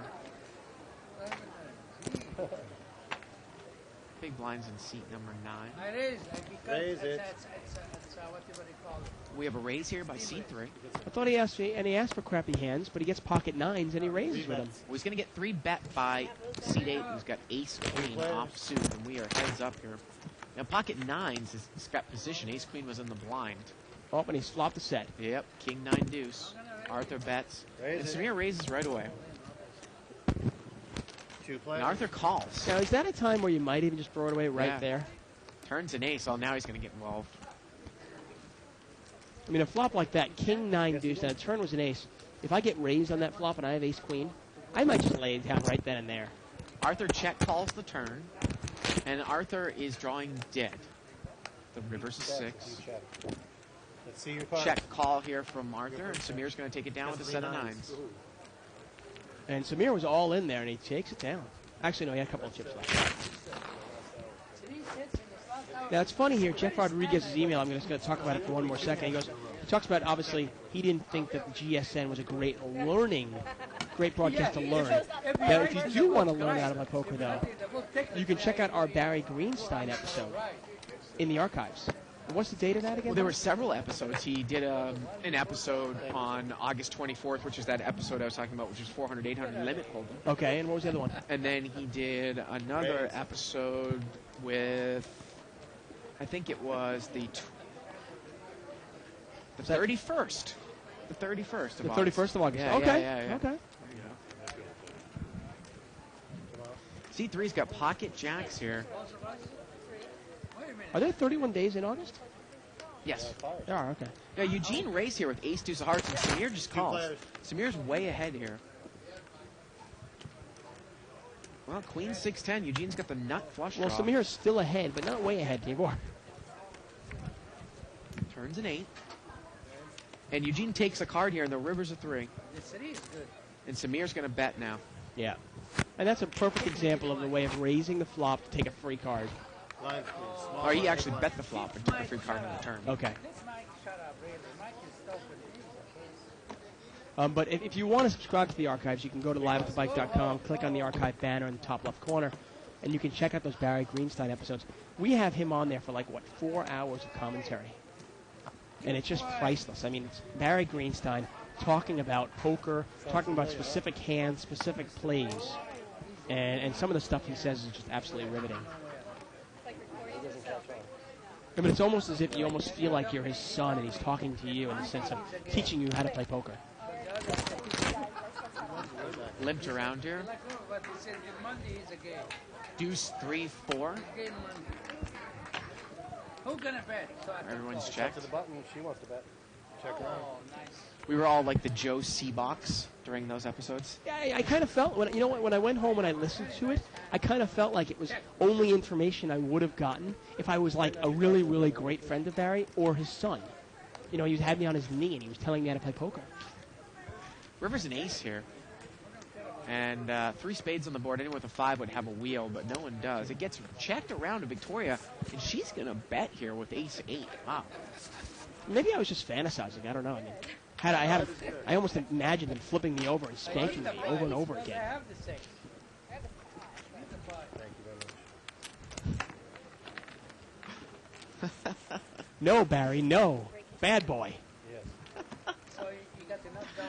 Button moves over here to seat 1. I do so. For your house? It's interesting, when Barry was here, actually, during the Legends of Poker, I talked to him for about an hour after one of the shows he was playing in. And after he played and then did the show, and I talked to him about an hour, I got to tell you, one of the nicest guys out there. Really a class act. And his son, Joe, obviously, also a really, really nice guy. I know he's been writing for the Card Player magazine, and puts out some really interesting articles. Stanley Ray's here with ace-3 of clubs, and the big blind call with ace-3 of hearts. And there you go. Samir checks. Stanley bets. Samir shows him the same hand that Stanley has. Stanley's going to take it down. There you go. Stanley using his image, using position, and takes it away. Lot. I noticed I pay a lot more Since you concern start dealing, when I I know get other people can I see. got ace queen, ace 10, ace jack. Maybe I'll play one more. Come on. Come on, where are you more going to round. go? Come on, stick around. Stick Stick it around. out. 816. What's up, Pavel? You're on TV, you'll be a Button movie moves over star. here to seat 2. Hey, The internet, TV, not quite the same. you You can be an still, internet star. I'll tell you what. Whole different yeah, producer will look for you. Pocket queens over here in seat 9. And I told my boyfriend I was going home. Yeah, right. Just take it out. Pocket 7, seat 8. He's going to Raise it. raise. Let's see if Victoria 3 bets with the queen. Re-raise. And she is And going she does. It's pretty straightforward. Good play by her. Protect her hand there. Eric's got 9-10 suited here. Looks like he really wants to play it, but You know, for 3 bets cold in the button, 9-10 suited, it's Yeah. more of a no-limit game than Yeah. a play than a limit play. My main concern on the third board, and Pocket 7's calls, and here we go, heads up. Yeah, she's in great shape here, Victoria. No one has a diamond here, so Arthur's going to have to catch a 7. King 8-4, all diamonds. She's going to bet. And this is a pretty easy fold for Arthur, isn't it? No, he's going to call. Turns an ace, and it gets worse and I worse got for to tell you, if Victoria. you're Victoria here, what do you do? Yeah, Check, I mean, check. I mean, you're almost in check and call mode, aren't you? River's a what's deuce. that say? And is he going to bluff at it? No, No, he's not she- going to bluff at it. He checked, and she's going to bet here on the river. Wow. Talking about a value bet, is she going to get paid off? That's the question. I mean, the only thing you're wondering is now when you bet the flop, what did Arthur call me with? I mean, do you think maybe Arthur called you with a weak king, or Well, maybe? she's going to show him, though. Yeah, you're just kind of wondering what kind of hand might he have called me with on the flop that's still behind that he might call on the river with. You know, I'm a big proponent of value betting. You know, you wonder if maybe she could have gotten him off a weak king, though. You know, maybe a king blank and the blank was a diamond. And he doesn't do it. That's what I'm telling you. Donna. Button moves over here to seat 3. It's ridiculous. He's the one who holds the game. Instead of 8-16, and he Victoria's going to limp in here with ace 8. He's playing 816 while he's gone. very conservative, fine, but he play once in a... And we have a raise over here. It's been raised. See him when he moves. Button seat 2 raise with queen 7 of clubs. 3 players. Couple callers. King 5 deuce here, and Eric's picked up a flush draw to raise on the cutoff with that hand. He's picked up a nice draw. He's going to bet. Reaving. Arthur calls with ace 10, and Victoria, both players he's playing against call with no pair. Turns a jack. And now he's going to take the card. And the river's a club, and he makes his flush. Now, is He's gonna Arthur bet. going to pay him off with the ace 10? What's the question? You Well, gotta again, think- here's a perfect example of what you illustrated here. Now, normally in a normal game, yeah, you would check the turn because you've gotten called by 2 people on the flop, and you would figure, boy, I'm going to need help with my draw. Right. But if he bet the turn, he probably would have won. Now, who knows if seed 8 would have stayed in there with ace 10 because of the gut shot, but Yeah, they just took one off with ace high, both those players. Yeah, sometimes it's tough at these levels because you don't really know where your opponent's at. I mean, the flop like that was king 5 deuce with 2 clubs. You've got the clubs. Right. What are your opponents calling you with? But it seems like at this level, everybody's taking one off anyway. Email here from Steve Hare. He says, love the show. Noticed your comments about seat 1's personality, quote-unquote, suited to limit. Could you guys say more about the differences in limit and no-limit personality styles? I play no limit, but I'm very tight, patient, disciplined. Would I be better suited for limit? I don't think we said that. Yeah, I think we I said there's a little that- misunderstanding there. I think we said his personality or the way that he's playing looks like he could be a very good limit player. Yeah, it's more of his playing style than his personality. His playing style, he's very patient. Right. He's very disciplined, at least he has been for the first 2 hours of this show. Right. And being disciplined and patient, well, actually, that'll really suit you well for any poker Yeah, game. right. But especially for limit hold'em. In terms of personality, to be honest with you, I don't know Stanley. That's great. Well, not so much the personality part, but I don't think we necessarily said that his style is suited for limit. I mean, his style could work for no limit, too. You never know if he played no limit. He might know the value of cards that he's not playing here, Right. like you said. Yeah, Now, it's just for limit hold'em, exactly, his style works out well. Now, this person, Steve Hare, thank you for the email, says he's very tight and disciplined as well. Now, obviously, that can work as well in no limit. I just think in no limit hold'em, if you're playing in a tough game, you've got to be able to mix it up once in a while and take a shot at it, bluffing once in a while. Play a little bit out of the box once in a while. While in limit hold'em, you can often just play ABC Raise it. and win. Seat 8 is going to raise here. 3 players. Yes. Yes. Sure, they're going to tell me. Three-way action. Ace, 8, deuce. We have 2 pair here for Arthur. Well, 2 people have 2 pair. Oh, wow. We had a check raise by Samir, and Arthur called. 3 bets. And now, actually, Arthur's going to 3-bet. And I believe that Samir has full bet. Although, Samir is on a free roll. A backdoor free roll. If he picks up a club draw on the turn, he could win. Yeah. Both players have It's one of the those same times hand. when you're playing no limit, you'd love to get it all in right now, huh? On a complete free roll? See, man? And it is all in. Turns a queen. There you go. Rivers a 4. They're going to chop it up. Now, it's interesting. I mean, there's a player that I want to talk about, Tommy Huffnagel, who's won a World Series bracelet. And when he plays in our no-limit games, he plays very tight and very disciplined and very patient, and he's very successful. That's why the extra chips for you. But he also plays it aggressive, and when he thinks he has an edge, he will push his edge. So as long as you bring that aggressiveness to the game, along with being very tight and very patient and very disciplined, you can be successful at any game in poker. I don't like it. Both those players missed. Me neither. You're Thank so you. fast. You're really I good. moves over here in seat 9. Huh? Oh, my dad slapped the shit out of me. And we're getting a new dealer coming into the box here.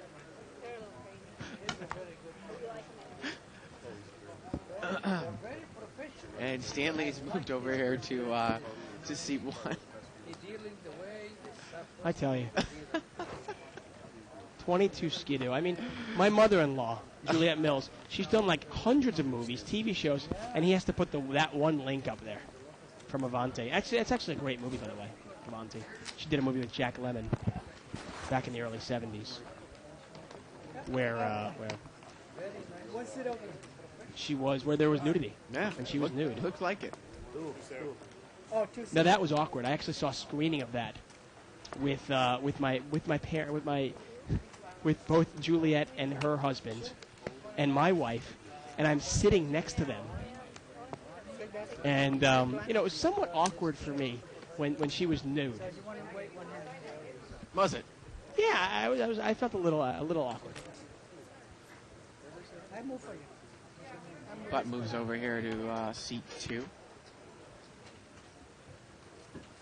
Oh, good. Come next to us so we know what you do. And if anyone wants Passions, she's the witch on Passions, right? Yes, she is. She's supposedly 300 years old or something on Yeah. some soap opera, NBC. See? Raise here by seat 8. Couple callers. 3 players. So seat 8's playing pretty loose, aggressive. He's got Queen 3 of Hearts. 4, 5, 8. And Arthur's jamming it up now. Yeah, Eric's got top pair. Let's see how he plays it on the button with top pair. Top kicker. He's in pretty good shape in a hand like this. Now, Stanley here, he made a call with Ace-10. If I was going to play that hand against someone like Arthur, I probably would have popped it on Exactly. a pre-flop 3 bets. But And that's the part of the game where Yeah. Stanley's playing tight and disciplined and patient poker. If he just throw a little bit of aggressiveness in there, he'd be that much better. Even. turns a 5. Arthur's really pushing it. He re-raised Eric on the flop. Well, at least he's picked a heart draw up now. But Eric's not going anywhere. And here we go to the river. And the river's a 6, but Ace-8 is good here. And I'm assuming this is going to go, what, One bet? chip, I mean. And he missed. And you wonder if Arthur was just trying to give his money away.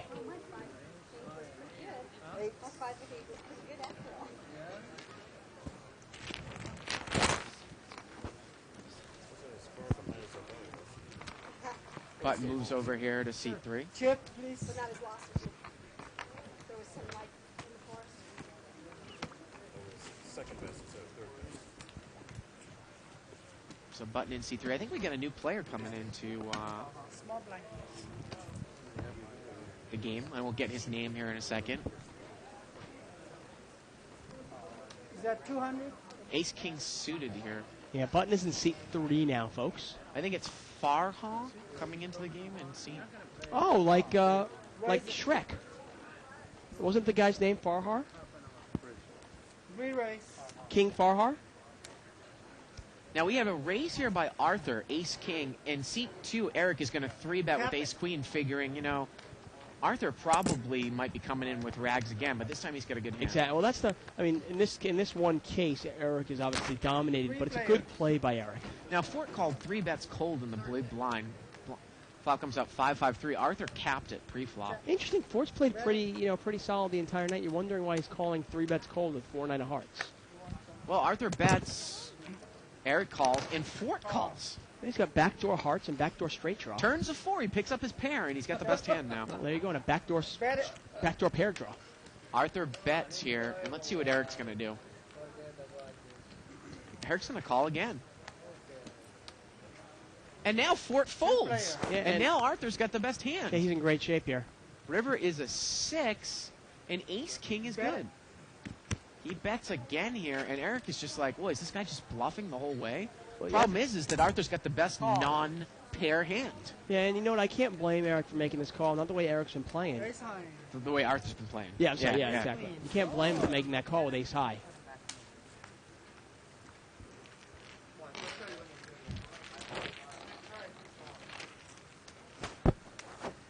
There it is. Button moves over here to seat 4.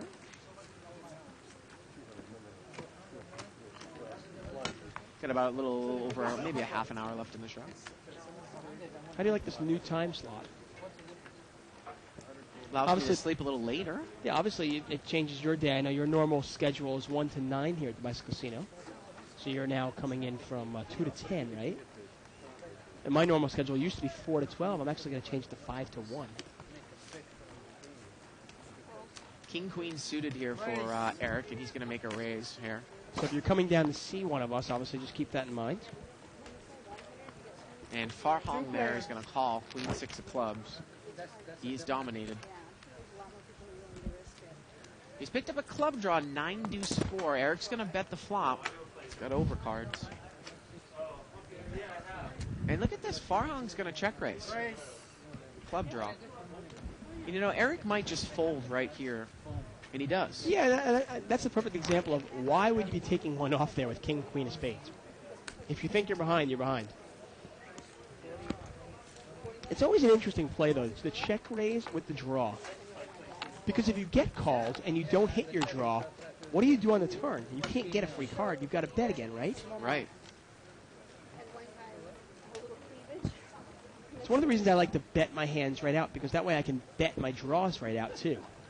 Do I hear Nicole in the background now? Well, Oh, no. I don't like the 100.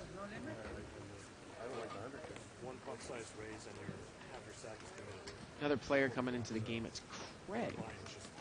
and Victoria's moved over to seat 4, obviously. Before the flop, somebody in. Race. Before the flop, somebody all in. And C5's going to raise here. He's got ace, queen of diamonds.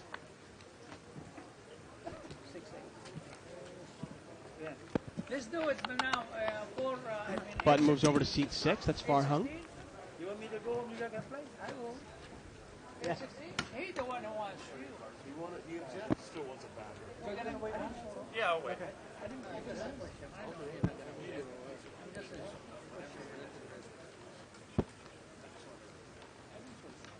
So that's Eric in seat 9? Yes, all hand didn't know, right? Or Craig, excuse me. He says so. That guy look a little like Eric Lindgren a little bit? Maybe not. Maybe want you to show me. Maybe you're looking at anybody quick enough. Yeah, to yeah, look at yeah. Somebody. Yeah. Yeah, in the window. Every hand. Raise here by seat 5. He's got ace, jack, and diamonds this time.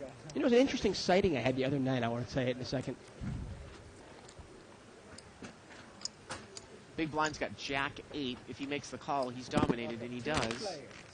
And here we go. And look at that. Top pair comes, so both players have top pair. Yeah. Now he's going to bet, and Fort's just going to call. Probably Fort's going to pop it here on the turn. I would imagine so. Turns at 3. And Arthur. kicker problems, Arthur's got him. Raise it. And Arthur needs an 8 and only an 8 to win this hand. And again, against non-tricky opponents, boy, you got to put this guy in a minimum of ace-jack, probably an overpair if you have one of the jacks, right? I mean, actually, raising on the turn with ace-jack here is a pretty advanced play. Yeah. It's a play that we'll see at sometimes a higher limit game. Fort can also make a 5 here for a straight. Arthur's going to call. Yeah. Like you said, he's got 3 outs. He needs to catch an 8. And the river's king. That's not going to do it. And that's a scarier card. You wonder if maybe... No. Fort's going to bet. Yeah, good for him.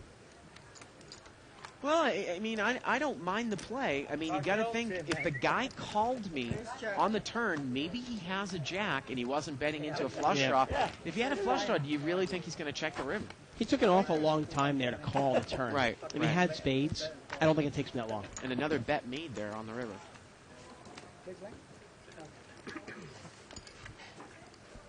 Oh, now, who was the guy in the first World Poker Tour, LA Poker Classic, who lost to Gus Hansen? Heads up. He came in second place at the LA Poker Classic, the first year of the World Poker Tour. You know, I don't know. Off Well, the top somebody will of my tell head. me I'm supposed to.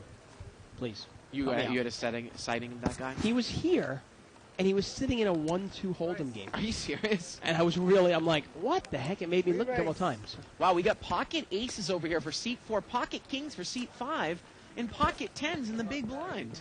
Wow. Now that's, And he's going to cap it in the blind with 10s. wow, now sometimes I'll just smooth call with 10s when it's already been 3-bet to me. Yeah. Wow, 10s? So Victoria 10s and really aces. has kind of disguised her hand because she raised, Fort re-raised, and Craig capped it. Yeah, she didn't mean to, and what a flop. I mean, I tell you, if this was no limit, all the money might go in. Craig bets. See how Victoria plays it. She's going to raise, and you'd imagine Fort might 3-bet. Yeah. We raise. Yep. And what does Craig do with his hand now? Craig must be going, oh, man. I'll cap it. Well, he caps it. Well, I mean, does it not occur to him that there's a small possibility that maybe somebody might have jacks, queens, kings, or aces? Here we go to the turn. Turns an 8. Well, I mean, what, are they going to cap it again now? There's still no overpair? Well, 10's checked, and Victoria bets. And Fort's going to raise. And what does Craig do here? I mean, hey, it's not an easy laydown, I'll tell you. But oh, there you go, Craig. Now he folds. Good laydown, Craig. You got to realize it's one of these players. Maybe one of them's bluffing, but one of them's got to be telling the truth. River's a 5. Give Craig some credit there, getting rid of 10s there. Victoria checks. Fort's going to bet. This is a pretty, I mean, I can't imagine she's folded. She's going to call. Whoa, she check raised. Did she check raise the river? She check raised the river. She made an extra bet. Wow. She check raised Fort. Wow, on the river. Wow, what a play. I thought she was checking because she thought maybe he had a set. I was going to say, I mean, at this point with aces, you just kind of check, cry and call, and you hope the guy's overplayed and overpair. Right. Yeah. But wow, what a play by her. And she makes an extra bet. I had pocket aces, he had pocket kings. Pocket 10. Nice pot there. To have a jackpot this way. I know, that's what I was looking for. Ace. Real interesting there. Nice laydown by Craig. It's hard to get rid of those overpairs. He played it strong before the flop, and he played it strong on the flop, but then he got rid of it on the turn when it was apparent that his hand was not good. There you go. Of course, I slapped the hand with crabs. So if you're into that kind of stuff, you're okay. 5 players.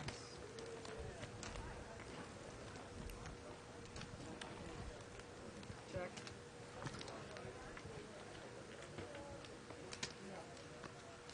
Seat 3 is going to bet here. This pot was limped around pre-flop. Come on, guys. Come on. I shouldn't bet. Slow play. Yeah, Samir takes it down. Slow play. They asked him to slow play at that, but Show. what is he slow playing there? He's got top pair. He obviously has a flush draw as well, but he takes it down. So I'm still waiting for that the player who came in second place to Gus Hansen. You can check out. You can check out. I can't remember his name. For only 14 now. At the LA Poker So if I Classic. hit my trips on the turn. Daniel Retzer? I think that was his name. Anyway, I'm walking out of work the other night. I want to say on Thursday night, last Thursday night. And I see him at a 1-2 Hold'em game. Are you sure? Yeah. So I look back. I actually walked back to see him, and I see him. But he's sitting there next to a really hot blonde, which made more sense because he was talking with her. So I'm assuming he was here with his girlfriend or whatever. I hope I'm not getting him in trouble. Maybe he's married. I have no idea. But he was here with some girl, and he was talking. But it made me really look twice. Like, wait a second, this guy's playing like 1-2 Hold'em. It's like looking at Bill Gates playing 3-6 Hold'em. And Bill Gates does play 3-6 Hold'em. Yeah, and exactly. That's why I brought it up. Three-way action here. But usually, if you think it's a poker player playing 1-2 Hold'em, probably means he's broke. Jack 3 here. Farhang, he raised pre-flop, and he's going to come in and he's going to make a continuation bet, and he's going to take it down.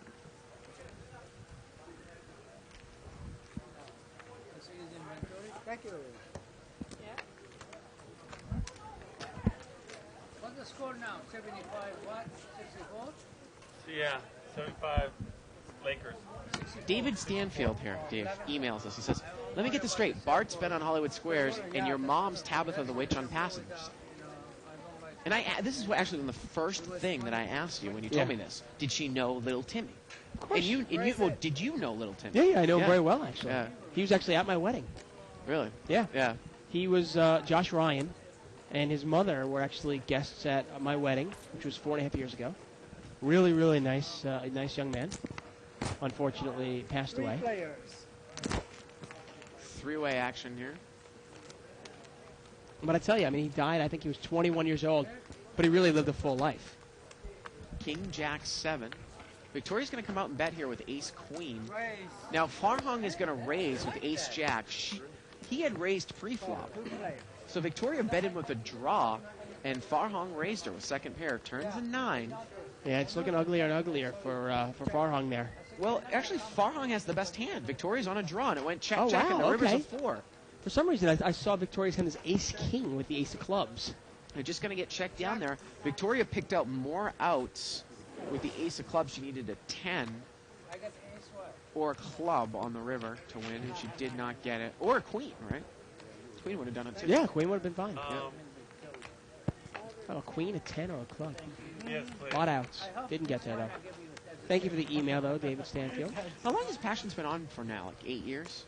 I want to say something like, 7 Yeah. years, maybe? Something like that. I mean, I got to be honest. I mean, I absolutely adore my mother-in-law. She's really cool. That way she doesn't have to. I mean, I maybe see the show like 3 or 4 times a year. Passions is a crazy one. Crazy Yeah, I just soap don't. opera. I don't like soap operas Yeah, at all. no, I mean, neither none do of I. them. Yeah. So Pocket- nothing wrong with that one particularly. Just I mean, all soap operas. Pocket Jack's here for the Duke, and he's going to raise it up here. And Arthur's going to call with a gap suited connector here, 7-9 of clubs. And we're going to see three-way action here. Duke's got jacks. We're missing somebody's cards here, Queen 9-7. Oh, it's seat 3. He's got Ace Jack. Duke bets. Arthur's flopped bottom 2 pair, and he's going to raise. Flop is Queen 9-7 with 2 diamonds. Yeah, no point in slow playing bottom 2 pair, right? Now, this is where Samir's really just got to get rid of it. I mean, I know you have the backdoor flush draw with the ace of He's going diamonds. to call. You got no pair, though. And Duke calls as well. He's got jacks. Well, Arthur's shown, bit of tendency to be really loose aggressive. The turn's a 4. But he does have the goods right now. Yeah, no, anybody else, you might lay it down. Against Arthur, it's tough to lay this down. Well, Duke needs a queen, a 4. Oh, he's not even going to stay in there. Wow. Yeah. I mean, it's amazing because you'd think, would Arthur possibly be raising on a flop with a diamond draw? And just a diamond draw. Yeah. I mean, it turns out it's a good laydown, but I mean, I got to tell you, if I'm in that game, I'd probably call him down with jacks and lose money. Yeah.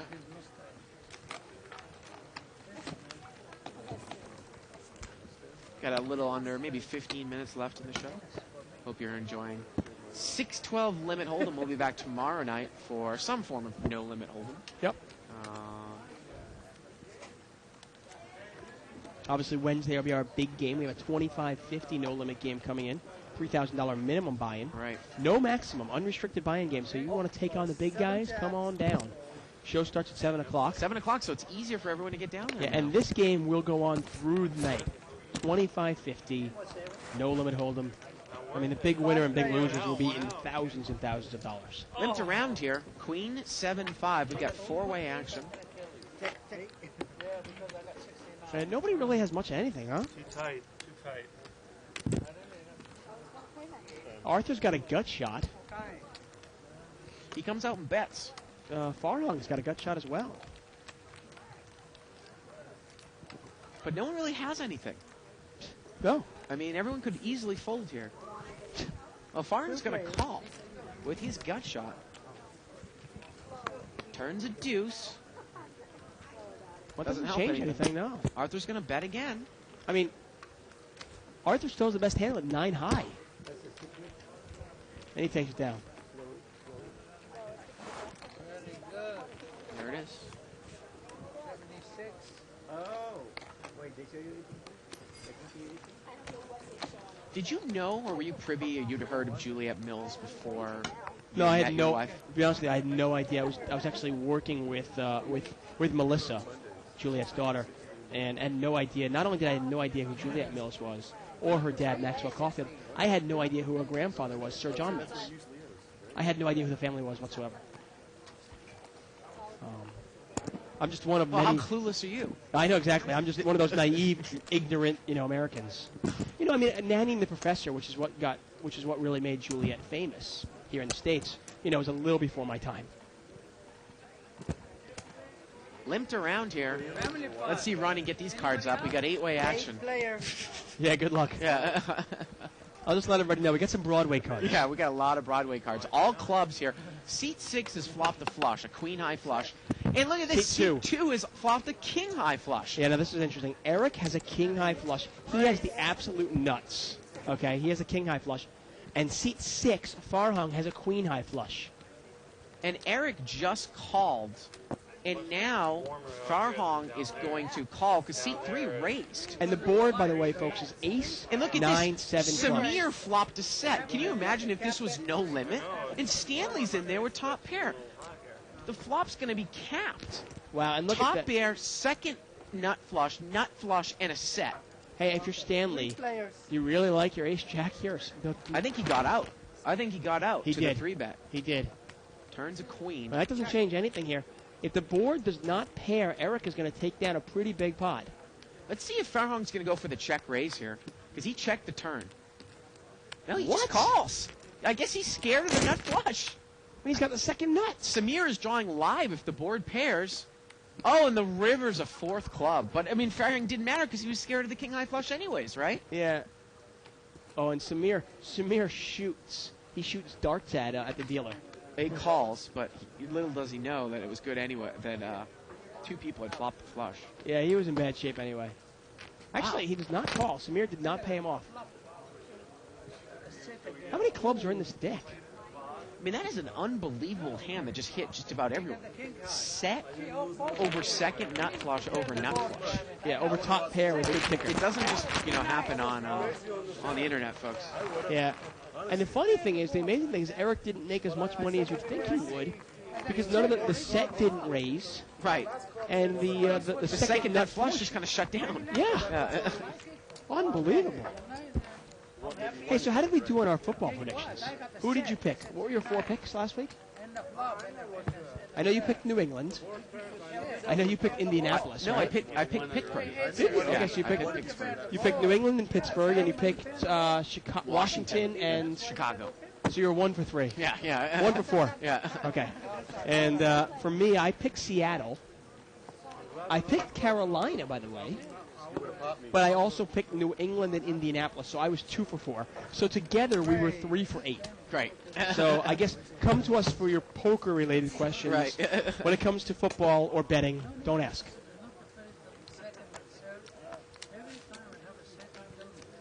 Thank you, Russ McGinley on 2+2. He says the player's name was Daniel Renser. Yeah. Anyway, he was playing 1-2 hold'em, limit hold'em. But hey, he had a chick next to him, so Who knows? Ace Jack 9 here, all heart. Eric bet here, and Fort raised him with top pair. Yeah. And Duke, he flopped 2 pair. 2 players.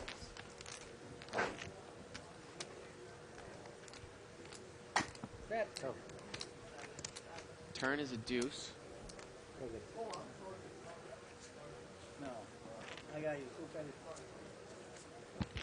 But again, you can't necessarily jump to a conclusion and say he's playing 1-2 limit hold'em. No, you never know. You Exactly. never know. You never know. I just said that it's probably if you're a poker player and you're playing it, you're having financial problems, whereas Bill Gates is just. And I hear Bill Gates is a grinder in 3-6. Grinder, there you go. It's funny, though. A lot of times people will jump to conclusions. You'll see somebody like Daniel Renser, who won a couple $100,000 in that LA Poker Classic. Yeah. You'll see him a 1-2 hold'em game, and you go, oh, the guy blew all his money away. Look at him. He's playing in this game. But then you see the blonde chick next to him. Funny post here for Cold Cash. He goes, it would be awesome if he was married to a brunette who just happens to be listening right now. Yeah, I guess it would be awesome for maybe you guys. It would probably suck for him. 2 players. Limped around. Jack, Jack 3. 3 jacks for seat 5. Yeah. And Arthur's going to bet, and let's see if Fort's going to slow play. And Arthur's pretty much drawing dead. Actually, Arthur is drawing dead. Turns a 10. Yeah, Arthur bets again. Nothing like putting money in there when you're drawing dead. And now Fort's going to raise. Now, see, this is one of those cases where, is there any chance you might want to wait to the river to raise here? Well, Arthur's going to re-raise. I guess not. Okay, he completely destroys my argument. Well, now, if I'm Fort, if I still think I'm on a bluff, I just call. Because he just re-raised here. I would just call and then pop it again on the river, Dave. Can you? Well, I he mean, the guy, re-raised. remember, the guy made 3 bets. All I can do is really call, even, to be honest with you. And he calls. Arthur called. He called the re-raise. How do you call? What are you hoping for? River's a deuce. Check. Bet.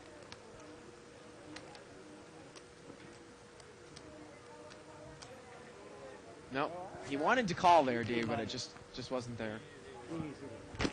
I mean, and my whole point there was sometimes if you think your opponent is on a stone-cold bluff, you might even want to wait to the river to raise it up.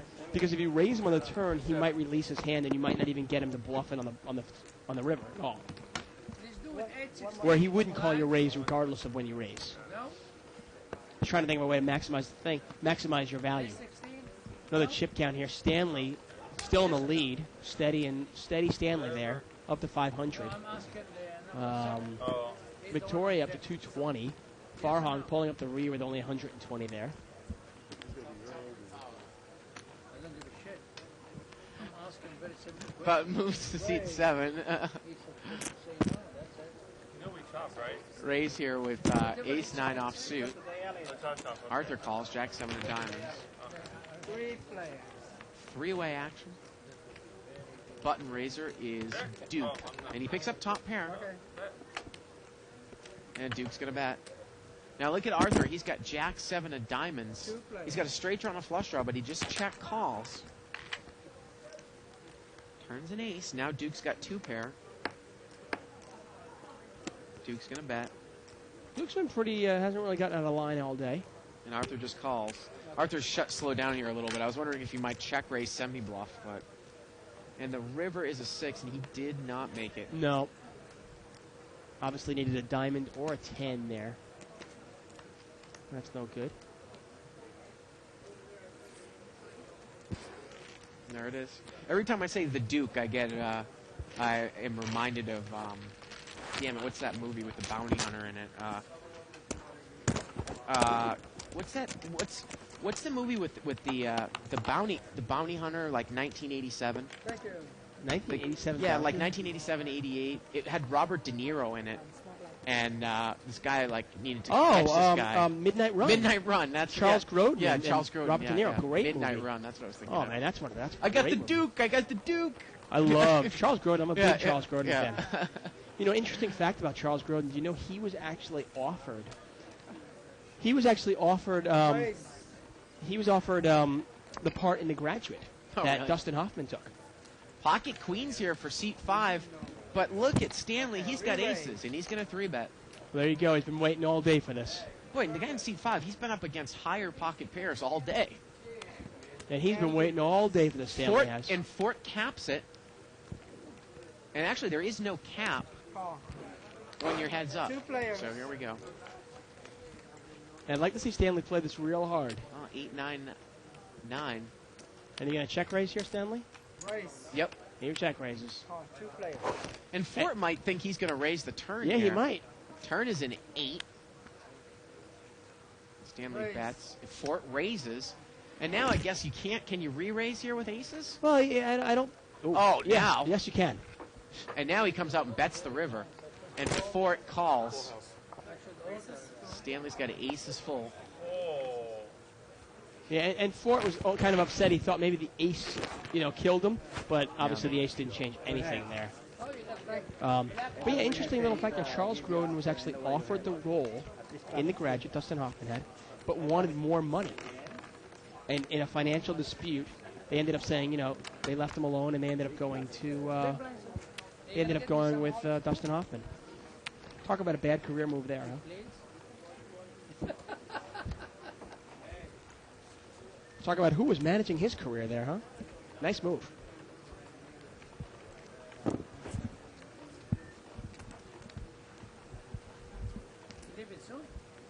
Button's over there in seat 9. Yeah. 15 minutes. Limped around. What? 15 minutes. Oh, the shit. That's too long. We're all leaving in 15 minutes. And here we go. We've got multi-way pot. 9-4-5, couple diamonds. Check it.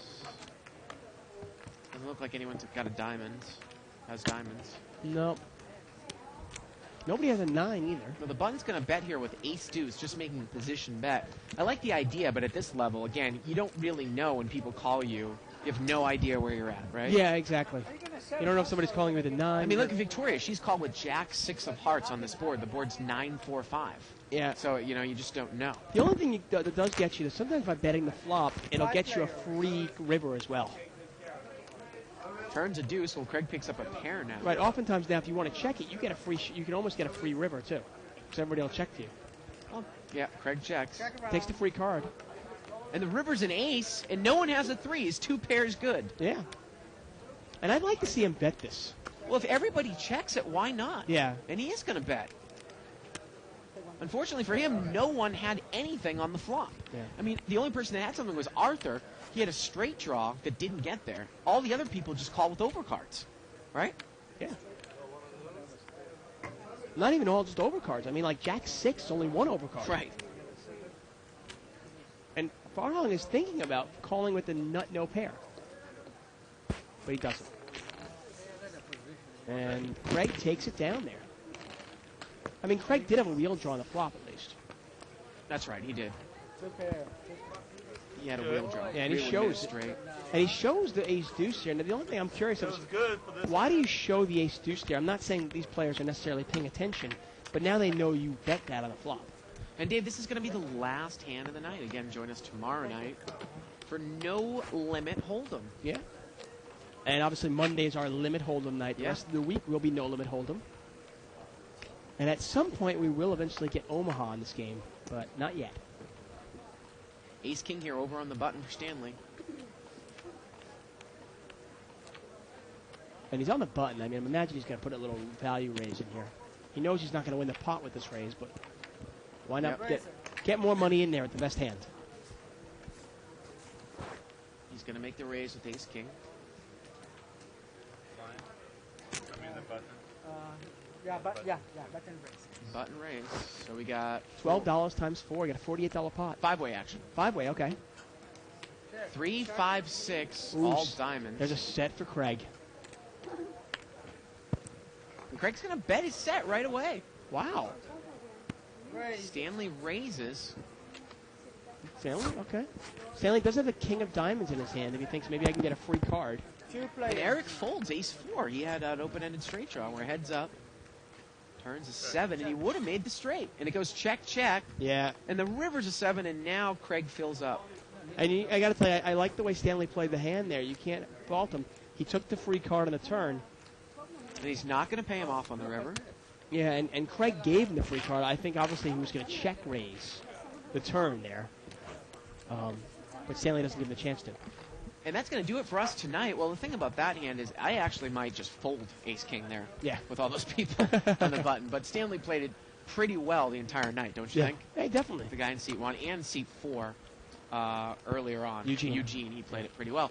Well, that does it for us. So stay tuned for tomorrow. We start at 7 Pacific time for some No Limit Hold'em for everyone here in the booth. I'm Bart Hanson. And for Dave Tuckman, good night, everybody, from Live the Bike. It's here. It's big. And it's closer than you think. It's not a tournament. It's what you don't see on TV. The cash is real. The stakes are high. They bet big. They win big. They lose big. High stakes live action poker. Live at the bike. Watch it live on the web or play it if you dare at the Bicycle Casino right here in Los Angeles.